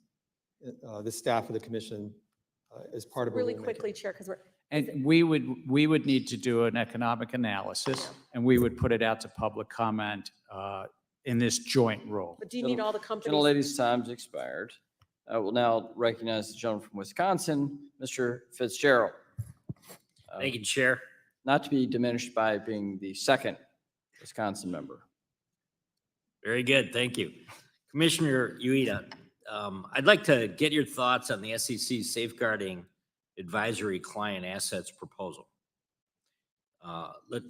So the initial proposal, which would impose new custody requirements for real estate assets, it doesn't really cite instances of loss or misuse or theft or misappropriation. Additionally, it does not acknowledge the existing legal and regulatory frameworks, right? Including public land records, title insurance, which obviously protects real estate against theft. So going from funds and securities to any client assets would be kind of a dramatic expansion of the custody rule. Do you believe it's appropriate to include real estate in the initial proposal, given the potential effect this could have on residential and commercial real estate? And then Is the SEC hearing about this? Are you hearing anything about this in the comments at this point? Well, my view is any rule we do needs to be effective, efficient, and appropriately tailored. At a very high level, should there be efforts made to safeguard assets that are entrusted to someone else? Now, the answer may be yes, but then when you look at each of the individual assets, you may want very different treatment. And some of them, as you just pointed out, and as commenters have pointed out, real estate is very different than securities in a brokerage account and might, in fact, the commission could even conclude that we can rely on those existing protections and therefore don't need to have a prophylactic rule on that. And that's something that is in the comment file. I really hope that the commission thinks hard about that before taking any further steps. Very good, thank you. Commissioner Lazarga, the predictive data analytics proposal notes, it may be difficult or impossible to evaluate a particular covered technology or identify any conflict of interest associated with its use or potential use. The proposal then proceeds to give examples and concludes, however, a firm's lack of visibility would not absolve it from the responsibility to use its covered technology. So for a given rule, do you believe it's fair to tell registrants that even though they may not be able to determine whether they are in compliance with the rule, they're still liable under the rule? Sir, the predictive data analytics rule, is my understanding, is going to be reproposed in response to comments from market participants. So I think it's premature for me to prejudge what that's going to look like and the specific question that you're raising and how that will look. So I think I'll reserve judgment. Let me just ask you then, so what are your concerns in and around that, or what would you be looking for, I guess? I don't have any concerns with the idea of ensuring that firms meet their best interest obligations and that advice to investors isn't conflicted when it's provided through electronic means. And so that general principle I agree with. It's a question of what the details look like. Okay, thank you. The recent proposal by a fixed income clearing corporation to adopt SEC requirements to essentially clear U.S. government securities would apply in an extraterritorial way so that transactions between a bank's foreign branches and foreign counterparties were there is no U.S. nexus. The SEC clearly did not consider whether sponsoring members could accept foreign counterparties from every relevant jurisdiction as sponsored members or issues surrounding the time frame in which transactions by an entity across the globe must be submitted for clearing, considering the FICC does not operate 24 hours daily. Commissioner Ueda, did the SEC consider anything a more nuanced approach than the application during the rulemaking process? The one size fits all, as I think what we've become used to, would you put it in that category? Well, we try hard to think about possible consequences and effects, but we don't always get it right. In my view, the adoption of a final rule is actually only the start of a very important process of implementing it. And what happens in that implementation is sometimes we discover problems that we've not had anticipated. It's up to us as a responsible regulator to say, all right, if this was not the intended effect, we need to go back and fix that and address that. If we need to lengthen our implementation time to get it right, we need to do so. Thank you, Chair. Yield back. The gentleman from New Jersey, Mr. Gottheimer, is recognized for 5 minutes. Thank you, Mr. Chairman. Thank you again also for your friendship, Mr. McHenry, and for your leadership. Very grateful. And thank you, Ranking Member, for working to find an agreement on stablecoins. Looking forward to helping if I can in that effort.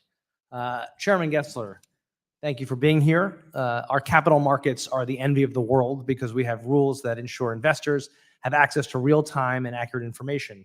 However, the use of social media by investors raises critical concerns about the ease with which people and bots can manipulate and spread false information to make a profit. I just have a question why the SEC isn't doing more to stop the spread of false information in this way and being used to manipulate markets, and why are we allowing abusive short sellers proliferate at the cost of those who play by the rules? Look, fraud is fraud, whether you're using a bot, whether you're using artificial intelligence, whether you're doing the old-fashioned human way. It's a little bit more challenging to chase after when it's the modern technological way. We have some resource constraints too. I mean, we're flat funded.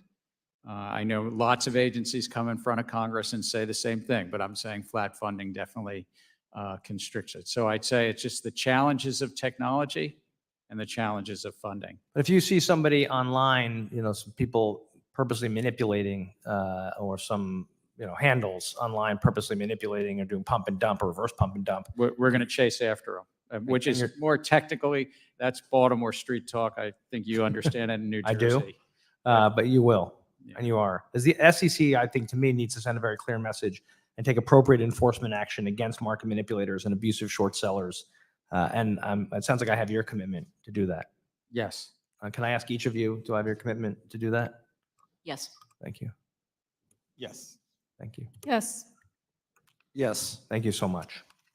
Mr. Chairman, Chairman Gensler, can you please clarify, and this is a concern that was brought to my attention during the process, why the SEC staff refused to provide technical assistance to the Committee on Landmark Digital Asset Legislation, FIT 21? I think we actually did provide technical assistance to Chair McHenry and to head of the subcommittee, Chair Hill. I know I met with Chair McHenry a number of times personally. I know you did, but my understanding is the staff refused to provide any kind of technical assistance. If I recall, there was multiple pages of written technical, I mean, maybe it's called something different up here, but there was written. Okay, that's good to hear, because feedback. that was a concern that was brought to our attention during the process. And under Article 1 of the Constitution, as you know well, Congress erected the independent agency with the expectation that the agency would provide Congress with technical assistance on matters. And I assume you see that as part of the responsibility of the agency to serve Congress as well. Yeah, we do on both sides of the aisle and the Senate and the House try to give feedback literally 50 to 100 times a year on different legislative initiatives. Okay, thank you. I just think it's really important the agency understands that we're here as well. And sometimes it gets a little lost in my opinion, but I'm glad to hear that. I guess I'll go broader for a different question on ransomware attacks. Grew 74% last year. On average, a ransomware attack costs a company nearly $5 million. This kind of attack can put small businesses like those in Jersey out of business. And holding attackers accountable has been a huge priority for me, which is why I'm leading the bipartisan public and private sector Ransomware Response Coordination Act to create a unified response to these threats. Just want to, if I can, ask how the SEC is working with other agencies and law enforcement to address ransomware attacks in the financial sector. We work with across the government with the intelligence community as well as Department of Justice and CISA. Ransomware is almost uniformly done using cryptocurrency as well. So it sort of intersects with some of the work that we're doing in cryptocurrency. And as it relates to public companies, we adopted and now has been implemented that public companies, if they have a cyber attack that's material to investors, there's some public notification, and sometimes those cyber attacks are ransomware attacks. Well, I appreciate that. Last question. What kind of discussions are occurring at the SEC about the impact of Chevron ruling? And how are you going to handle that, which could really change the way things go at the agency? We do what we do according to the laws passed by Congress and how the courts interpret them. The Supreme Court has made a number of rulings, not just the Loper-Bright that you referenced, but other rulings, and we take that. Of course, it's the law of the land once the Supreme Court says it. Thanks, Mr. Chairman, and we're excited to have stable coins come your way. Thank you. Gentleman, Yield back. gentleman yields back. I now recognize myself for 5 minutes of questioning. Chair Gensler, regarding Rule 15C2-11, the only reason market participants have been able to comply during the past 2 years is the SEC issued a no-action letter that provides a minimum amount of customization of the rule for fixed income markets, which, as you know, are very different from equity markets. But this no-action letter is set to expire in January, and the SEC hasn't done anything to amend Rule 15C2-11 so that it can actually work in fixed income markets. Letting the no action relief expire could significantly disrupt those markets, which are critical to funding businesses across the country, funding consumer lending like auto and home loans, and supporting everyone's 401k, pension, or other retirement and savings plans. To avoid this unnecessary harm to investors in our financial markets, can you commit to a permanent extension of this no action letter, or at least an extension until the SEC can propose a rule that is tailored to how fixed income markets work? The underlying rule was adopted, I think, 4 or 5 years ago. There are many market participants that are well aware of that. The commission did adopt an exemption with regard to 144 securities, if I recall, and that's what we've done. But are you going to let the no action letter expire in January? I'm making no commitment here today. Thank you. Last year, Chair, the commission proposed the Safeguarding Advisory Client Assets rule to expand the role of qualified custodians when registered investment advisors custody assets on behalf of their investors. At the time of the proposal, I voiced my concerns that the proposal is inserting itself into matters at the core of the banking system, and specifically within the jurisdiction of the prudential regulators.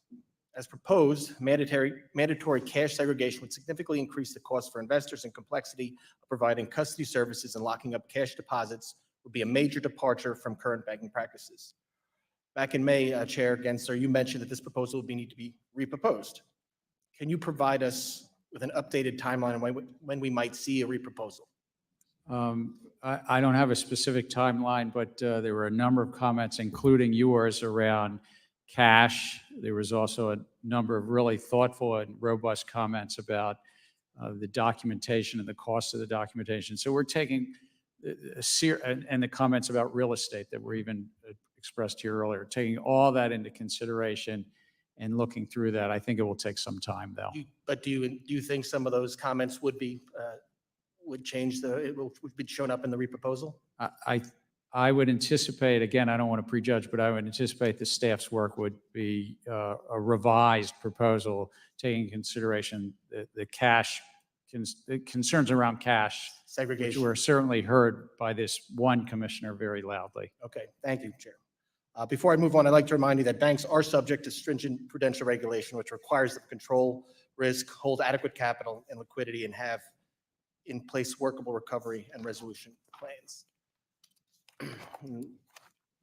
I want to move over to enforcement. While I support robust enforcement of our federal security laws, there's concerning trend at the SEC of regulation by enforcement under current leadership. As we've seen courts strike down SEC proposals, it appears that the SEC is turning to greater enforcement actions to address its rulemaking failures by attempting to institute regulatory changes outside the formal rulemaking process. I hope you've made it clear to the exam and enforcement staff that their responsibilities are to help enforce the laws as currently written, and that is not to form new ones. I'd now like to shift to the related topic of capital information, which has not received nearly enough attention from the SEC over the last few years. Commissioner Peirce, would you please speak to whether the SEC has engaged or plans to engage in any rulemaking that would facilitate capital formation, which is a foundational pillar to the SEC tri-part mission? Do you think there's a need for a return to work on this front? Absolutely. There are some things that we could be doing. We could be doing a rule on finders. We could be doing a micro offering exemption. We could be expanding what it means to be an accredited investor beyond wealth and income. We could be working on crowdfunding to make some changes there. So there are certainly things we could be doing, and we have not prioritized them. What would you do with these rules? I mean, I think these are some of the things that I would try to tackle, which is we need to look for ways to make it easier for smaller companies to raise money, and we need to look at the other end of the spectrum. Why aren't companies going public? Which is a big problem, and so we need to try to right-size the regulations on public companies and allow for smaller and emerging companies to have a graduated exposure to new regulations as public companies. Thank you very much. My time's expired. I now recognize the gentlewoman from California, Ms. Kim, for 5 minutes. Thank you, Chairman, and it's good to see all of you in front of our committee today. I'd like to ask my first question to Commissioner Peirce and Weta. how does the SEC currently account for the overlap between new and existing rules? Do you ask the commenters to consider this overlap, and is it considered in the cost benefit analysis for every new rule that you have proposed? Or do new rule proposals receive cost benefit analysis as if they exist in isolation from other proposed rules? We consider existing rules, but we don't consider rules that are out for proposal. And so this has led to a lot of confusion because we're trying to change so many things at once that when commenters try to comment, they don't know what the state of play is. I agree with that. We compare to the existing rules, but when we have simultaneous other proposals out there, and we have multiple versions of what that might look, because we ask a lot of questions, we'll propose one version, but we'll say, well, but if we don't do what we propose, what about version A, what about version B, what about version C, what about version D? So that can impact the other proposal. And how does someone try to craft an intelligent response when there is significant interconnectedness between all of these proposals and the market participants? Thank you. I want to point out that thanks to our Chairman McHenry and Capital Markets Subcommittee Chairwoman Wagner, we passed out of this committee the REG Act, HR 7030. This will make it a requirement for SEC to consider the aggregate cost of regulations, because we simply cannot afford for the SEC to continue down this path of disregarding the cumulative cost of regulations on our capital markets. The SEC has long ensured a clear delineation between its regulation of private and public markets and their market participants. So Commissioner Lizarraga, as you know, many industry participants are concerned that SEC is increasingly blurring those lines. So do you agree that private markets serve an important function in the capital raising process? And how do you view the distinction between public and private markets and the SEC's respective authority on each? Thank you, Congresswoman, for that question. I think there's an important balance in our markets between private and public that has to be achieved, so that we don't tilt too much towards the private markets, in the sense that investors have access to more information when they invest in the public markets, just because our disclosure system is much more robust in our public markets. So, but it's a question of balance. How would you address the concerns that SEC is expanding its authority to regulate private companies? Commissioner Peirce, would you like to respond to that? Yeah, I mean, I think we have broken down that line of division, which is to say, yeah, they're public markets, and these are markets that have a lot of rules around disclosure and so forth. And then private markets, people are more free to negotiate the kinds of disclosures they want. And we have taken the position that we need to erode the private markets instead of making the public markets a place where more companies want to be. We've taken the position we'll make it as burdensome to be in the private, raise capital in the private markets. I mean, but we're moving it so that it's more burdensome to raise capital in the private markets, and that's not the answer. The answer is to think about what we've done wrong in the public markets. Commissioner Wada, I've had the pleasure of knowing you for many, many years, even some decades, right? We share many in common. We are both from California. We also understand firsthand how hard it is for small businesses, especially from the immigrant communities, to raise capital and succeed. And as you know, one of the SEC's three-part mission is to facilitate capital formation. So can you point to any specific proposals during Chairman Gensler's tenure designed to promote capital formation? Unfortunately, we have not had any capital formation rule proposals on the regulatory agenda during that period. Does the SEC's approach to its capital formation mandate under Chairman Gensler differ from prior commissions, and how so? Maybe Commissioner Peirce can address that briefly. Gentle lady's time's expired. Gentleman from you. Florida, Mr. Donalds, is now recognized for 5 minutes. Thank you, Chairman. Commissioner Ueda, in October of 2021, the special purpose acquisition company Digital World Acquisition Corporation announced plans to merge with former President Trump's newly formed media company, Trump Media and Technology Group.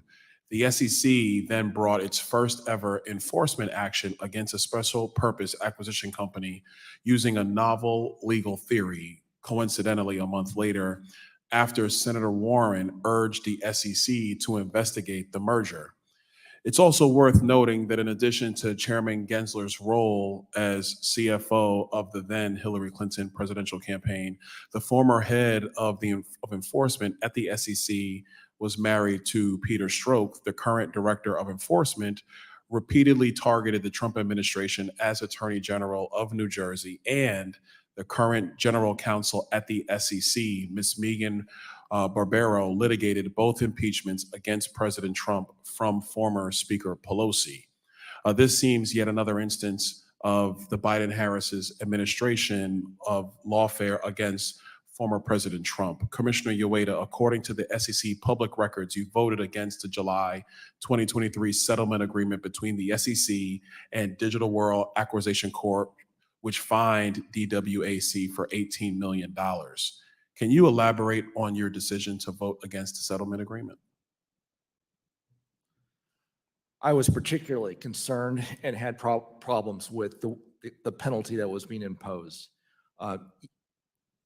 The way the penalty was structured, the only time the penalty would be imposed is if the SPAC went through with the merger with Trump Media. In other words, the very people who we claim to be protecting, the investors in that entity, would be the ones who would have to foot the bill and pay that civil penalty. And for that reason, I had strong objections to the settlement. Okay, well, thank you for that. I appreciate that. Commissioner Peirce, as a regulatory sandbox advocate, if you listen to these hearings enough, I think that's where we should be moving a lot of our regulatory environment into a sandbox model. How would a digital asset sandbox function within the language of the Fit for the 21st Century Act? I mean, I think what it would allow is for people to come in on a small scale and try things. And so the come in and register that you've heard from the SEC a lot could be brought to life, because people could actually come in, say, these are the conditions that we're going to comply with, and they could go out and try something. They wouldn't have to wait to get through an SEC approval process that never finishes. Okay, well, I appreciate that. Thank you for that.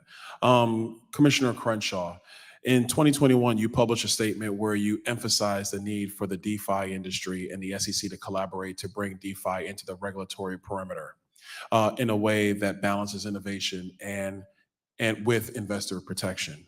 Would you characterize the SEC's current approach to DeFi as collaborative thus far? Well, thank you. I think there's been a lot of rhetoric on both sides. But what I would really like to see is getting down to brass tacks and a practical application. And I have asked for folks to bring in pen to paper where you're finding challenges. They know their industry and their business model better than we ever can. And so what I would really like to see is pen to paper where you're having challenges. And with that, I think staff would be for it. And I certainly know that my office would look at it and look to see how we can move forward. And I think we could. I think there's a lot of flexibility under the existing regime where there are ways to move forward. Okay, thank you.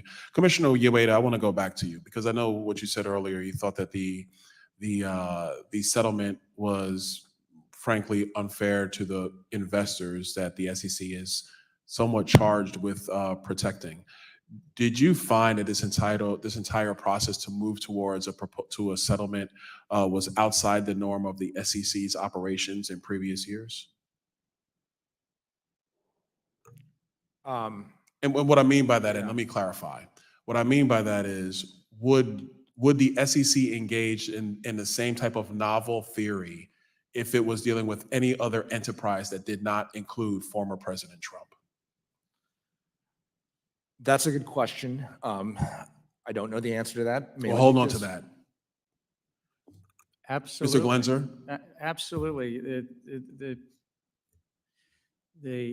It was following the facts and the law, and there was disclosure violations, and we worked through those with the company, Digital World Acquisition Company, and had a resolution of it, a settlement.